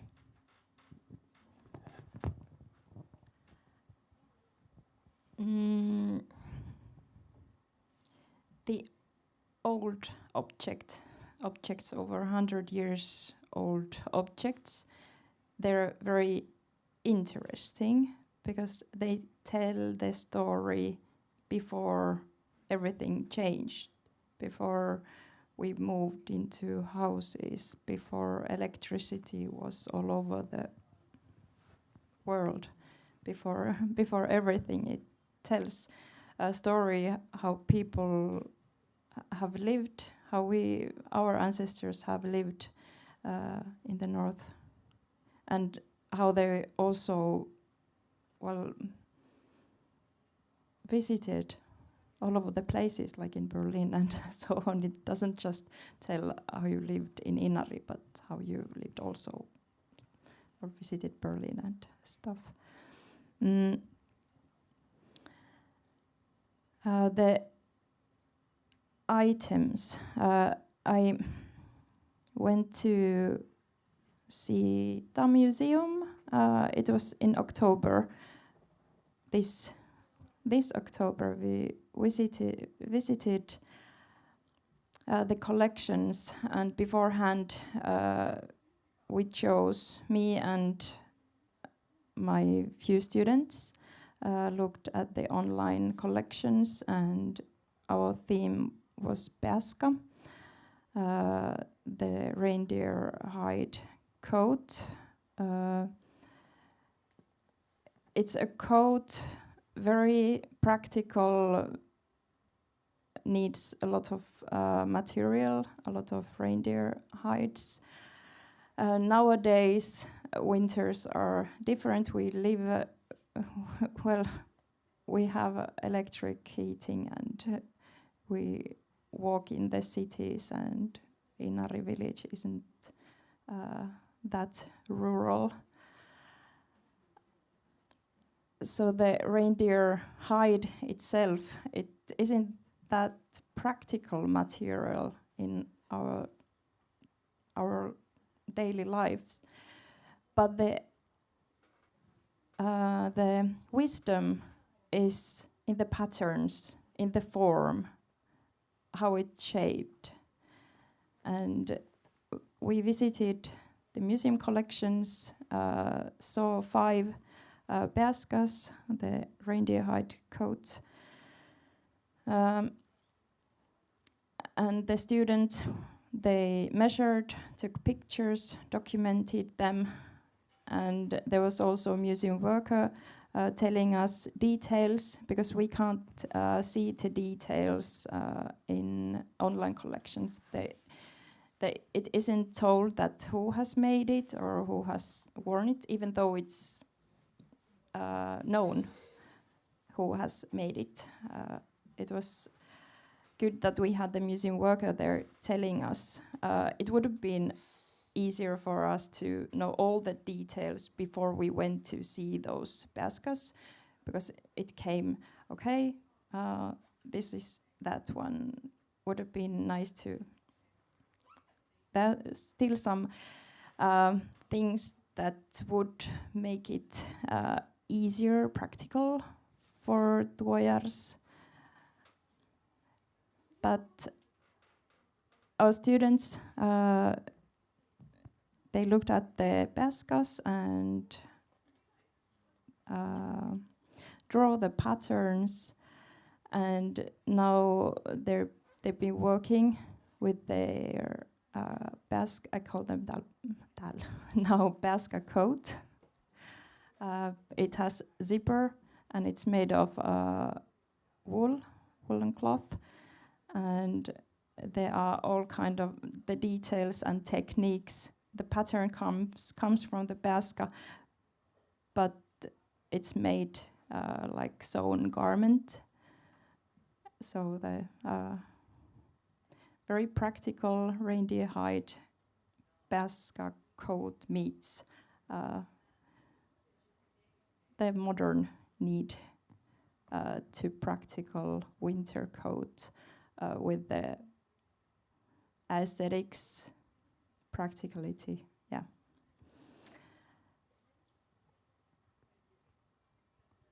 What else? I have so many thoughts, but this is the latest project. You have worked so much, you have been with your students, you have made a lot of bags inspired by the old bags. Your students have done them. You have taken part or been a big part of the rehabilitation of Lahtjokahpir. So there's a lot. So Anniina is kind of a living example of a person who all the time uses the collection to educate young people. Yeah, it's a very nice resource add to the visual culture to work with the museum collections. I think if you think humanity, the people all over the world are looking for inspiration in the past. History has all the time affected. Why not us? And it has been very rapid, the 80 years time period here. There is plastic, there is all kind of machines and so on. And we need to also understand how to use the material, the nature material, not the plastic, and to order online the sewing thread to sew anything. but to understand how to work in the present with the nature. And the museum collections, they carry some kind of knowledge that doesn't exist anymore. There is in few items we don't use them anymore because they're not that well. We don't use them, but maybe in 100 years you could use it. You never know. So it's good to have some things alive, even though it's not useful today. Yeah.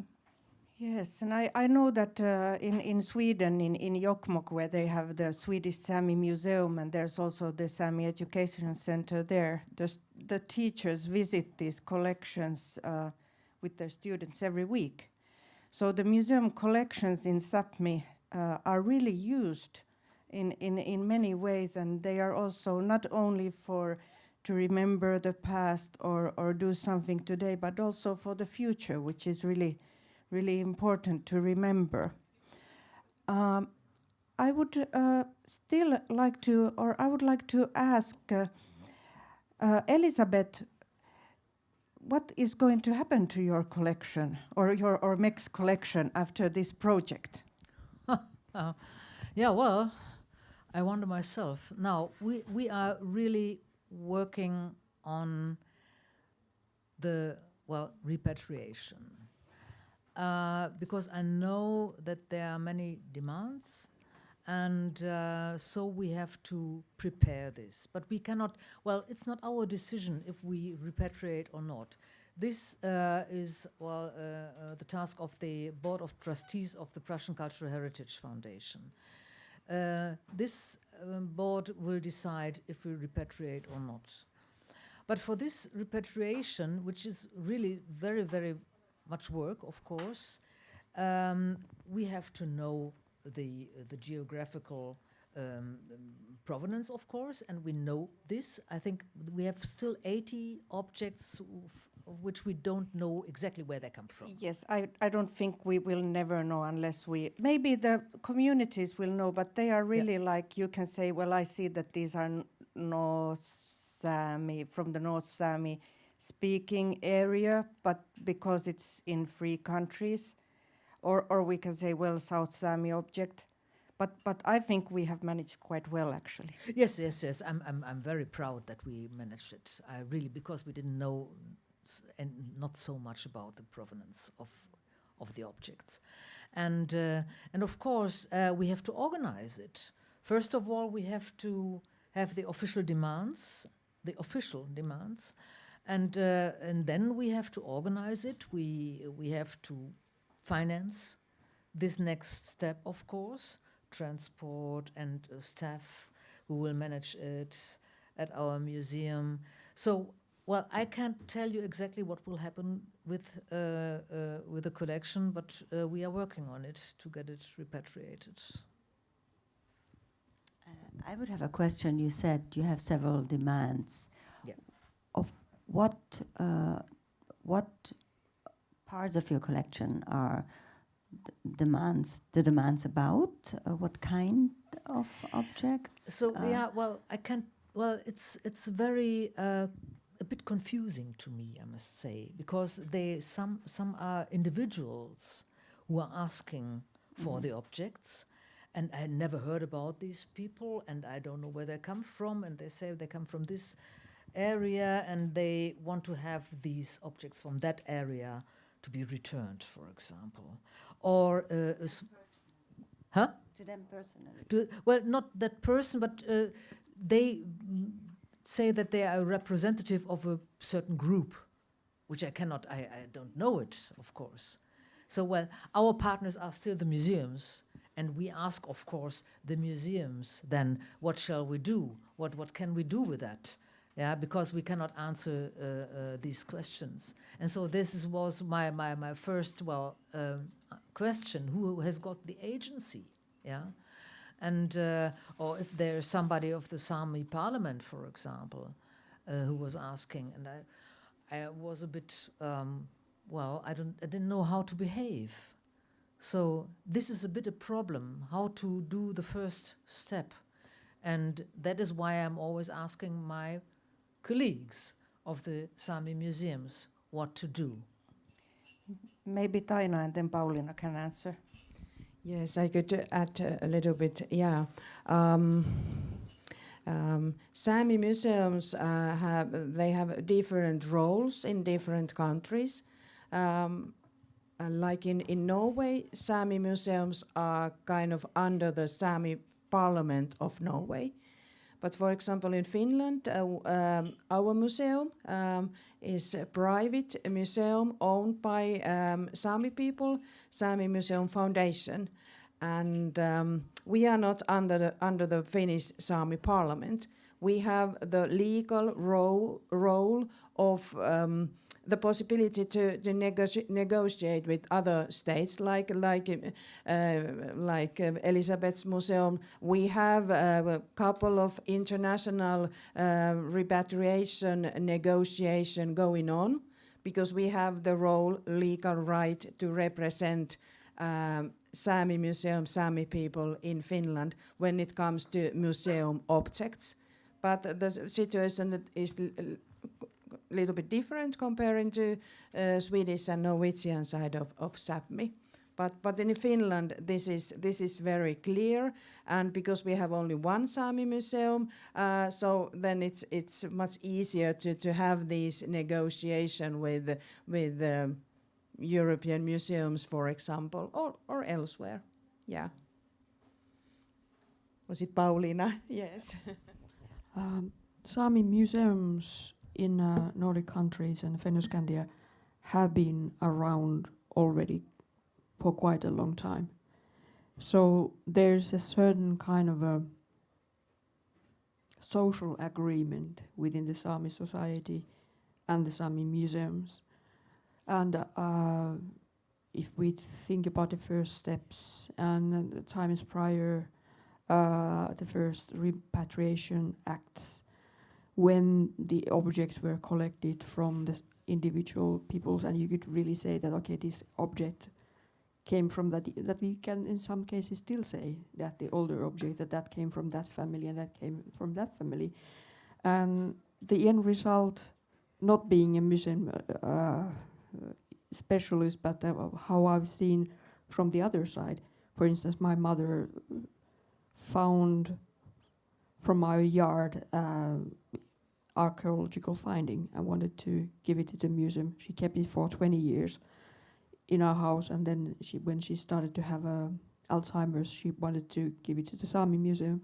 So the kind of the key question is here that key word here has been negotiations. It has been an ongoing and constant process within with the Sámi communities and the museums, at how do we do that. And those processes may have taken a very long time to find a way. For instance, and one of the first things, obviously, when the repatriation started, was the questions that do you have appropriate places where to put those objects. So, and if even though you didn't mention it, you don't have to mention where those inquiries have come, but kind of if some kind of a new voices come to this discussion, it means that this dialogue must be dealt, but just kind of there's already existing network and practices, and kind of those are established networks that have a social license to work within the Sámi society. And even though somebody would disagree that my voice is left out, then it's not okay, then we just have a dialogue. But kind of not to abandon from that status that is already there. Because the modern Sámi society has been on building ever since when the war ended. It was on the move already prior to that. In a Finnish context, it means the whole time Finland has been independent. So it's not a new phenomenon. We didn't like. There is a legacy, and that legacy is something that it means that there's a certain trust and reputation and reliability also within that. So kind of and like Taina described, that there will be behind every organization there finds a kind of agreement and history how this structure became to be. But what I'm trying to say, the Sámi society is already organized also in postmodern way, at least in some parts, and working with those parts is something that keeps our society also alive. Yes, I think we should. I know that you are probably all tired, but and it's dark outside. But I still want to continue for a little while, and 50% of the objects that are or items or belongings or tuochi that are in the exhibition in the new exhibition in Sida are repatriated objects.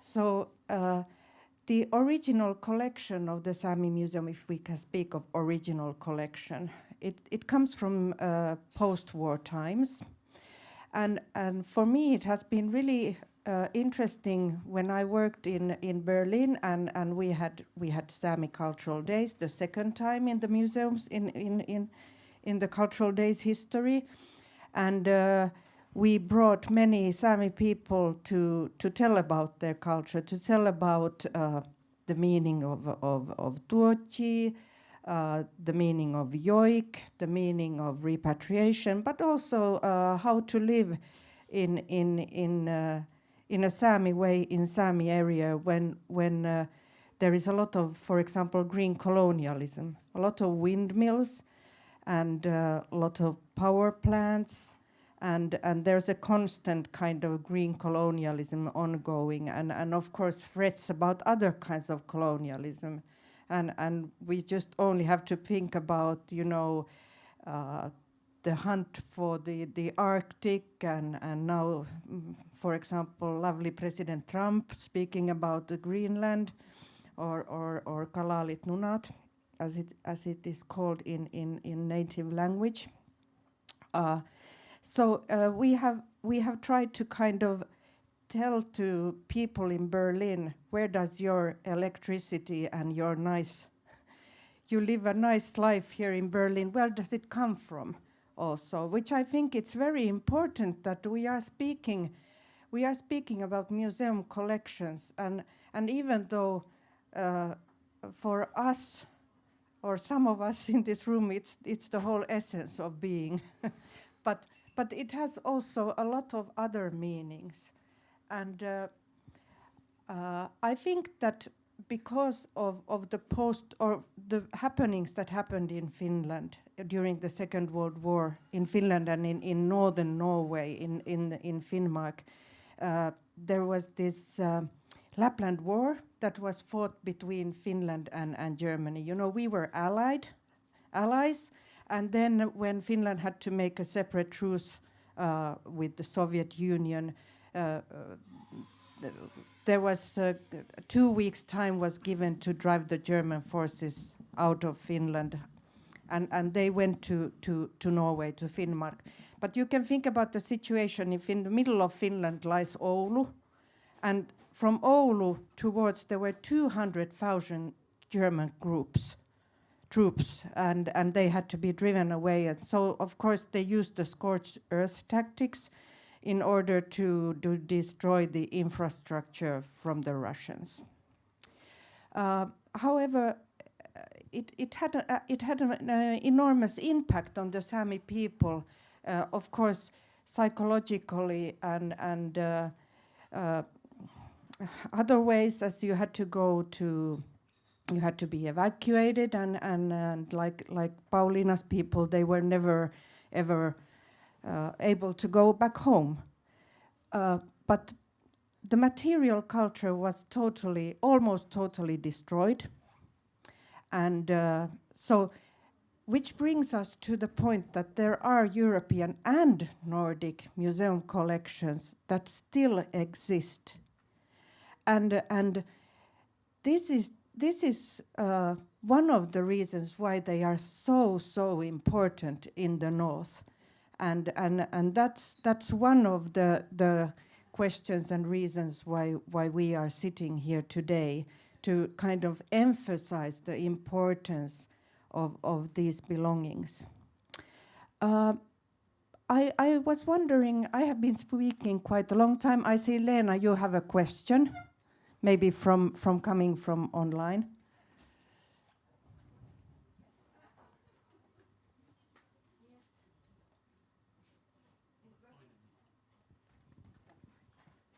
Yes, I'll have this microphone.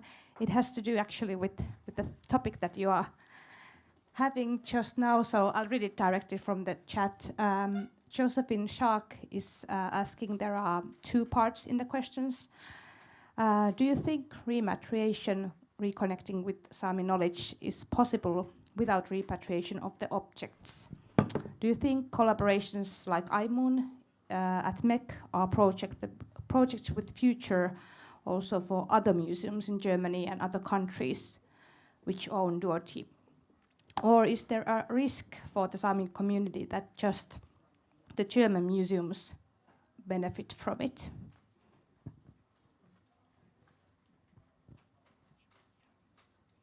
Okay. Yeah. Well, I think that it's a good question regarding the repatriation and rematriation. I think that, for example, the work that has been done in IMUN, and Anniina can then comment after Taina, it has also been rematriation, because I think it's the kind of coming socially into contact with the objects again and making them kind of part of the living tradition, as well as happened with the Latjokahpir. It's something that you do together in a society and in interaction with the objects.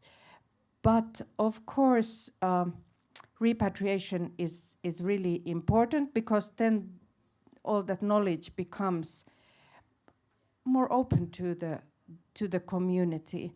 And Taina can continue, but I would really like to say that I think that both parties benefit, and I think it's repatriation and provenance research is a healing process. Taina, you can continue, and then Pauliina.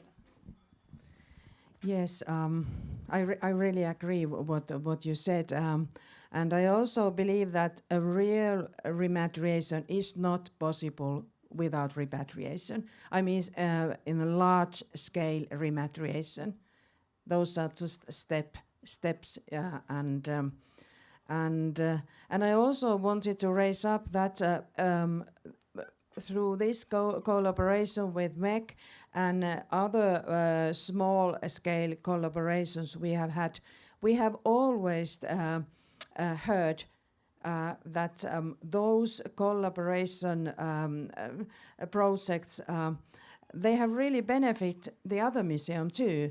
The staff of the museum has told beautiful things, how much they have learned and how much important information they have received, and deeper understanding. That type of knowledge they can use while they are continuing their work, not just concerning Sámi culture, but other cultures too, at least indigenous people's cultures. So that's important to raise that up, that these type of collaboration projects, they always benefit both museums or groups who are working.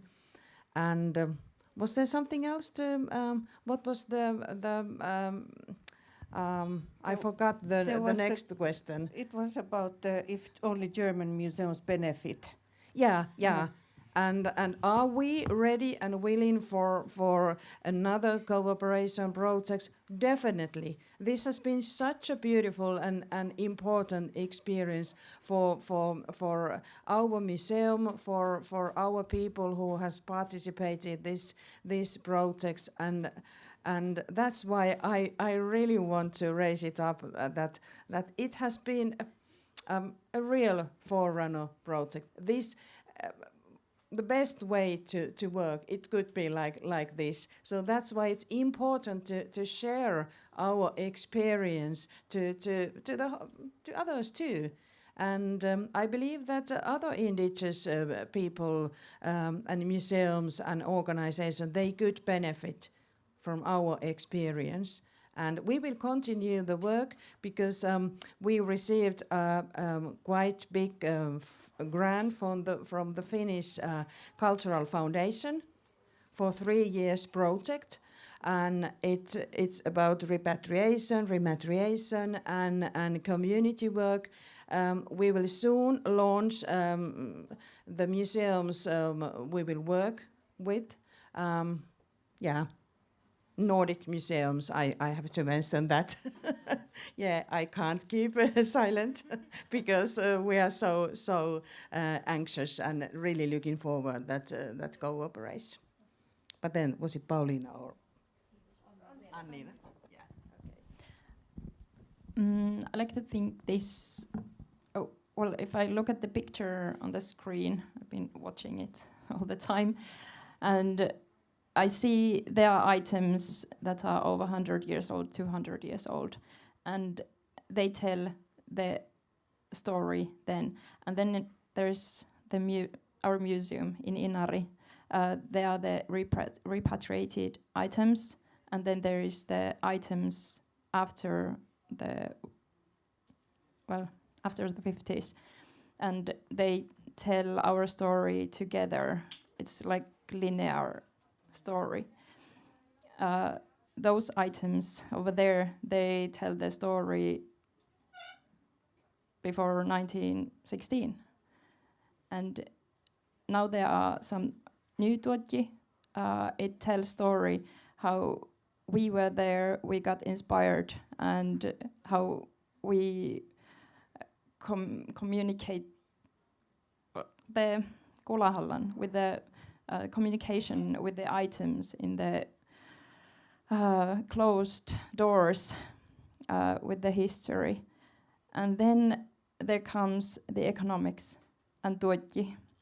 I've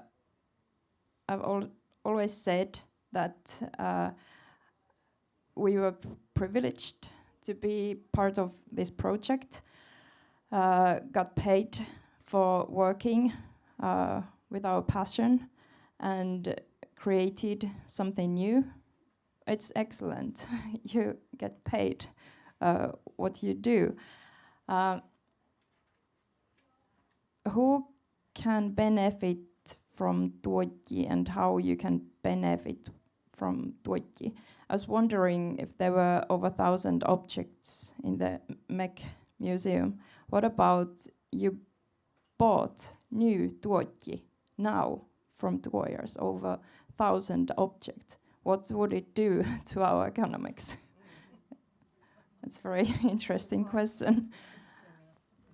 And tuotji, it is always made for purpose, and it takes time. There is nature. Nature, you can't get that much of material from the nature. Otherwise, it will be ruined. So the economics, there has to be a balance, and who can benefit and how. I think I just wanted to say this. Yeah. Just to conclude these excellent remarks, that can you rematriate without repatriation? So can you take back the skills without the actual objects?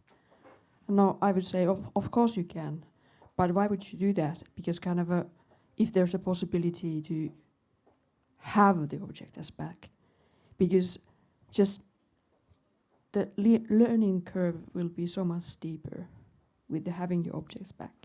And it's kind of a question that also that kind of are we able to thrive as a culture, or is it the goal just to survive?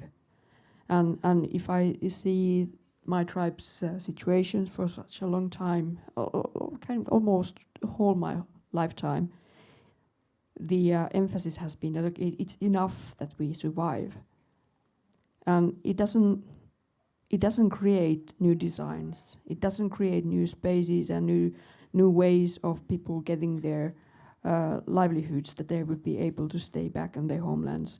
It doesn't create new situations and new cosmologies and new philosophies. It just keeps people alive. And in a situation, if you are not forced to, why would you choose to keep people in that status if the goal and the possibility there is to thrive? And going back to where Eeva-Kristiina was going to about the situation, the kind of a how deep impact Germany has had in the story of our peoples, and a kind of that we are able to collaborate something together in a form of repatriation. It's not only about the object. For my sense, I feel it's kind of a promise. It's kind of a promise for that it will never happen again. That we commit that our relationship will never be in that point again. And that comes to the very same question that if there's a place, if there's a space for free thought, that if the Sami cultures and knowledges and the surplus of the knowledges is not actively blocked or hindered or denied, obviously it starts to sprout to any other directions. Like I was so enjoying listening to Anniina, what she was saying, that how they are creating new designs based on those historical items. And kind of the culture lives if it's able to be, if we feel that it's useful in everyday life situations, not only in ceremonial and festival spaces, but if it kind of that if these patterns and designs make sense in my everyday life, then the culture is going to be strong. And that knowledge base is kind of that's your legacy, that's your bank of ideas, that is something that you have a reserve. And if that giving that reserve is kind of as the specialists from the German museum said, that they are not able to unlock that reserve because that's not part of their culture. They don't have the knowledge. They're just if you are just kind of sitting on it, and rather than sharing with the people who make sense of it and who are willing to collaborate, the kind of I don't see a risk. I see a bigger risk in that we are just withering, being afraid that somebody might do something that is more harmful for us. And it's still so that kind of that fear of getting hurt again is something that still steers quite a lot of our actions as a community and our politics, and also myself as a person. And sometimes that fear of getting hurt again is also healthy, just kind of not being too blue-eyed and just going everywhere and saying it, just open the doors, because so many are still asking what kind of fundamental questions from us, saying that isn't so that the Sami would benefit, for instance, the exploitation of rare minerals from your area. Wouldn't that be that you would be the beneficiaries? And at the same time, Anniina here is thinking about it. If 1,000 new objects would be asked, we would have a natural disaster. So the kind of there are quite a lot of viewpoints that are not matching. But even though they wouldn't be matching, we don't have to withdraw from all the exchange, and we have not withdrawn from all the exchange. These things, we are exchanging all the time and collaborating all the time. And I think that the kind of it's good, even though it might feel frustrating that you have to write a project appliance for 2 years. it feels very slow. But in the same time, that I think that's at minimum amount of time you start to building a trust and you start to learn how to know the community and really agree that okay, that who are you and who are we and what can we do together, because there's no shortcuts in here. If there would be a possibility to more rapid, I would be saying that yeah, we have to be cautious with the museums because we don't know that. But the first part of the collaboration has already shown that there's a true wish to change ways, and not only change ways of doing the museal work, but also to change. There is a genuine wish to change society, and that is something that at least I choose to trust on. Barbara, you had a question. Yes, I have two questions. One is in your provenance research project. SIDA has been a partner. Now, the collection in Berlin, is the Sámi collection only from what is now Finland, or also Norway and Sweden? Have you had partners there as well? And how did that work together? That's one question. And the second question that I was wondering also about what has been said, what is your position on acquisitions of museums today? If we buy contemporary art or dojis, Sámi art, do you think it's a positive thing, or are you not so happy? What is the position versus that? I was wondering. I first asked, did you ask from the Sámi Museum or from all museums, the last question? Okay, good, to all. Yeah, of course. Well, our collection concerns all parts of Sápmi. Yeah? The Norwegian part, the Swedish part, the Finnish part, Russian part in former times, of course. And that is why we cooperated with different partners, like SIDA, like Aite in Jokkmokk in Sweden, and the Davidat Doiskas project in Norway. This is a huge project with 6 Norwegian Sámi museums, and they look for Sámi collections in German museums, which is very, very interesting. They do a kind of mapping, something like that, and cooperating very intensively with the German museums like in Hamburg and also Munich. These are our partners, and we are really happy because with every question we have, we are going to our partners and cooperate with them. So this is very important for us. Yeah. What about the new objects? The new objects. Well, as I told you before, I would like to buy at least some of the dwoji of our dwellers. In the Aimuin, which we show in the Aimuin exhibition, but not every dweller will sell its work, of course, I can understand that. But let's see how we will go on. But we don't have any art objects, like the Hamburg Museum, for example. So, and we really would like to, as I told you before, to buy the dwellers' works because of our collection. Perhaps when it will be gone, we still have the dweller works, artworks, and or dwoji, and so that we can tell the story of our collection, but also the story of Sámi and Sápmi. And for this, the dwoji is very good when we have it. Just bitte. Yeah, just a small comment. I think we all would be very interested in purchasing contemporary objects for our collections.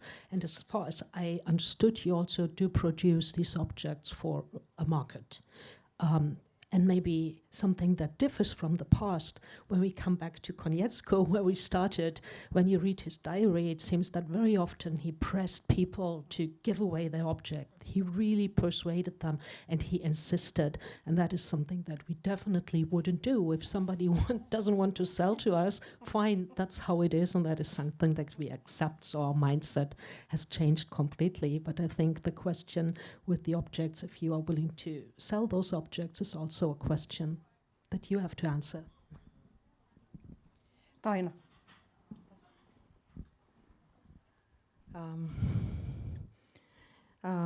Yes, I have to say that we have very clever Sámi artists and doyars today, and they have to earn their money in order to live and continue their work. That's why I'm very happy that like Tate Modern and other huge art museums are ready and willing to buy Sámi art from the most clever and talented Sámi artists. I think it's important and it's beautiful. But at the same time, we should have enough resources for Sámi museums. I mean, in Finland, our museum, and in Sweden, Norway, museums are smaller. They don't have resources even to show the old objects, because they don't have money to borrow the old objects from the European museums and pay the rent and pay the insurance and pay the logistics and everything. And that's we haven't talked about that yet, but it's quite crazy that the Sámi museum, for example, in Norway or in Sweden, they don't have enough objects to show their own people in that area, because each and every Sámi museums, the most important mission for them is to be for their own community, to work for the Sámi people there. So definitely you need objects and art to show them, for example, our museum, we don't have resources enough to buy new tuotji, to buy contemporary Sámi artworks, and that's something we have to fix it. And hopefully next year I'm able to tell the news about that too, but it's not ready yet. That's something we have to fix. Yeah. No, okay. Pauliina. Just briefly, commissioning new art pieces is a lifeline for the Sámi artists. Leena has something. There is one more question from the chat. Michael is asking on decolonizing. I would like to ask, how do you, as representatives of a European museum, can decolonize Sámi cultural heritage by separating it from its connections to its own communities and inheritors? And there's also some comments. I'm briefly taking the last part of it. So there's a comment at the end that living cultural heritage cannot exist without its interaction with its inheritor.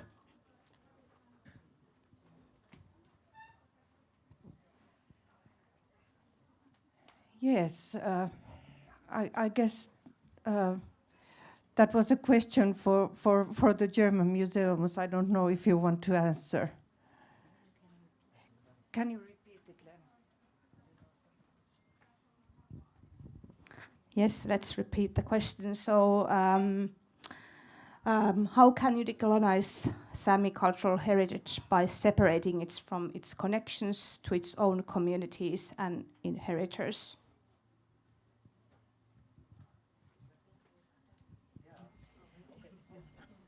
Well, yes. Well, I thought I already told this because of our project. Well, we did it already, or tried it at least, to do provenance research in a different ways, like archival research and also working with the doyers that were part of our project, and also with our partners, who themselves are working with the communities, of course. And so here we tried at least to get in contact with Sámi cultures to somehow decolonize our collection. And this was the first step. And the second step is still in the future, that we really would like to repatriate and rematriate. And so this also, well, goes together with the collaboration with our partners. And one more comment from my side. We already talked a lot about collaborative provenance research, and of course this also means that we have to make our collections accessible in the digital space so that you can always look at them and start a research, and of course also all the archival material that comes together with the collection. So that is another important task that we have to fulfill. Well, as a lot has been said already, I think it is also part of the decolonization of our museums is to tell the story. And I think it's very relevant because an average people do not know what happened. And I think that's something that we need to do. We need to deconstruct stereotypical ideas about people that our museums constructed in the past. We have to be spaces for dialogue, to get together and have people join these dialogues locally. And we have to work differently with our collections, like my colleague said before. And one part of this is restitution. Another part might be to give access to collections and tell different stories about them from a different perspective. I just want to add that a part of our archival provenance research was to tell the story of the collectors.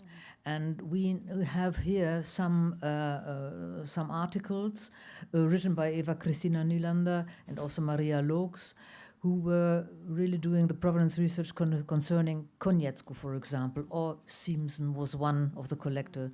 Kramer, Planert were collectors who were commissioned by the museum to do these so-called expeditions and acquiring objects. We really try to make our collection as transparent as possible.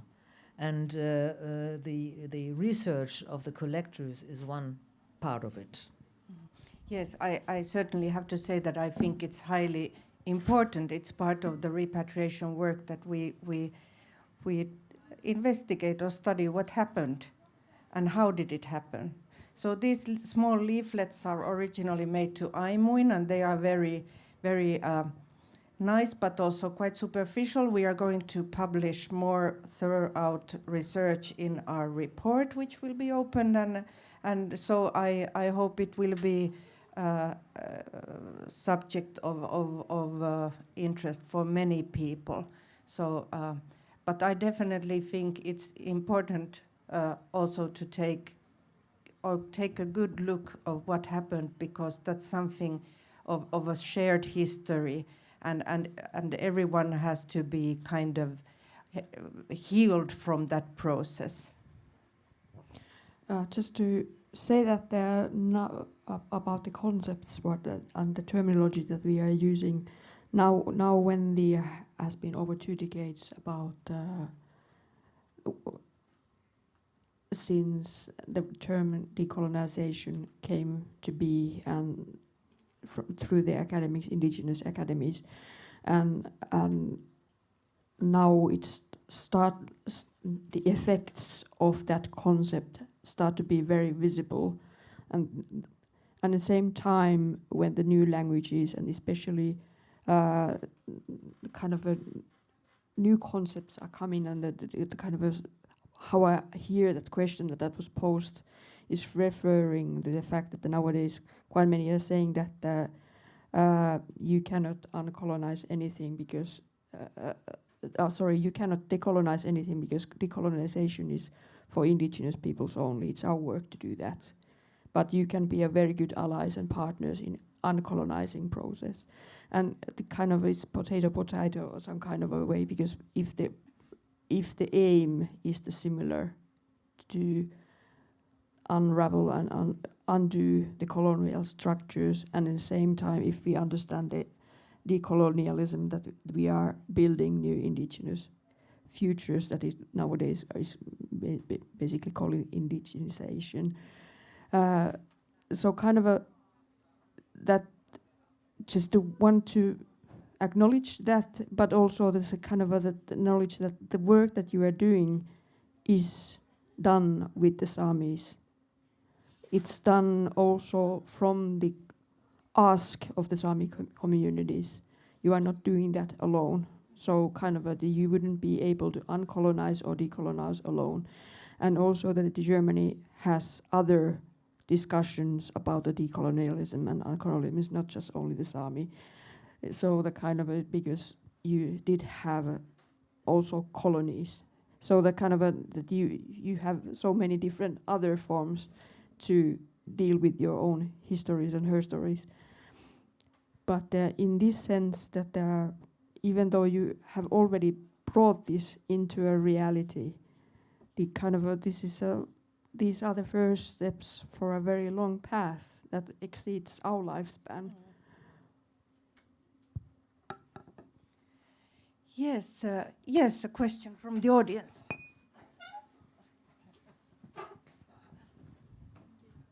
Thank you for the very interesting talk.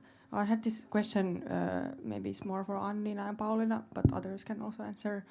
Anniina, you mentioned this connection between tuochi and art, and I have been thinking about that too, as I'm an artist as well. I was wondering what you could say about that a bit more, and because when we think about tuochi, like it's I feel like it's quite easy to define what is tuochi, like in a sense that like I have this bag, it's tuochi. But if I would make a bag that looks like a Balenciaga bag, I wouldn't call it tuochi. Or if I would put some line there that is part of this bag, then they kind of this influence the other bag. So I was thinking about the same process in like art, of like what is the Saminess in the art, like what is Sami art, or how can it be defined? Is there some sort of aesthetic or way of thinking or something? Well, what do you think about that?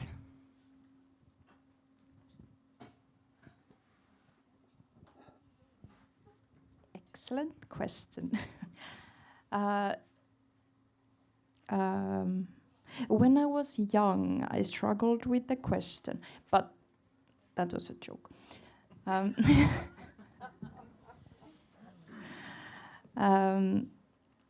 One mentioned, I think it's in the Yle Sápmi, an article about me. I wove a scarf that says "Millä hain taas," and it's in your museum. The scarf, and I was thinking, is this tuochi? I wove it with computer-assisted loom, and I thought, okay, the fringes, it's the tuochi, but the whole process is tuochi. And when I try to define myself, what am I? Am I an artist? Am I a tuojar? Am I a Sami artist? What am I? Why do I have to define who I am? I am me. I work with tuochi. But when you work globally, everyone understands art, the word art. You get a certain type of respect. You're an artist.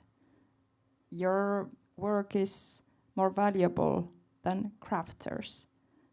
And when someone says, I'm a crafter, talking about me, I make Sami crafts, and there it's not tuikki.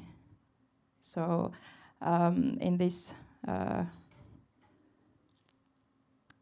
yes, craft, it is important, it's everyday life, it's tuikki.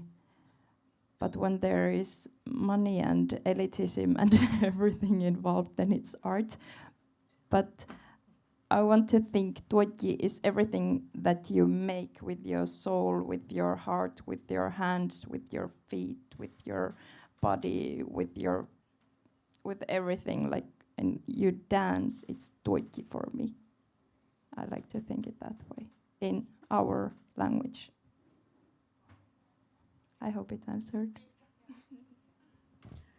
If you don't mind, I would like to introduce the question asker. She's a Pieski, a dance doyer, doyer of movement, an excellent performer, dancer. She makes also choreographs. And she's one of the kind of this new generation of us who have also education in high art schools. So it means that we are trying to do something that doesn't have a long history, and it means that it doesn't have a lot of vocabulary. We could compare it in kind of a similar way as in high arts, the cinema, which is the kind of a newest now art form that has now stabilized its existence, but is in compared to poetry or music or sculpture, it's just still a baby. So indigenous high arts and indigenous arts and Sámi arts in the context, we are babies, and we are taking baby steps. And if we are looking back to tuikki, who has generations and generations of knowledges and vocabularies and ways of speaking and ways of referring to, and also being this kind of a vertaisarvioijat that can say that, okay, this is quite nicely, but you could improve from there. And we are just developing in that direction. And we are both coming from the stage arts side. So kind of it's, if these stage arts are very hard to define per se, if we look at it also in the Western history, what is written about theater is very unpractical quite many times for those who ask questions how to direct. Directors is also quite new occupation, but how to act. But it's very hard to learn to act through the books that talk about the theater. So I'm trying to say that it's so much bodily function and based on oral and bodily transfer knowledges. So it means that we have to borrow as metaphors quite many of different kind of discourses. For instance, like I know that you and your sister have been discussing it, how to make dancing, how to make movement that would be based on the same principles as tuikki, that they would be pierced through the same attitudes. And I think that those questions and these discussions that you and we are now doing is creating the canon. Even though it sometimes feels as a weight that, okay, we are lacking of the words, but in the same time, it creates this big sphere of freedom.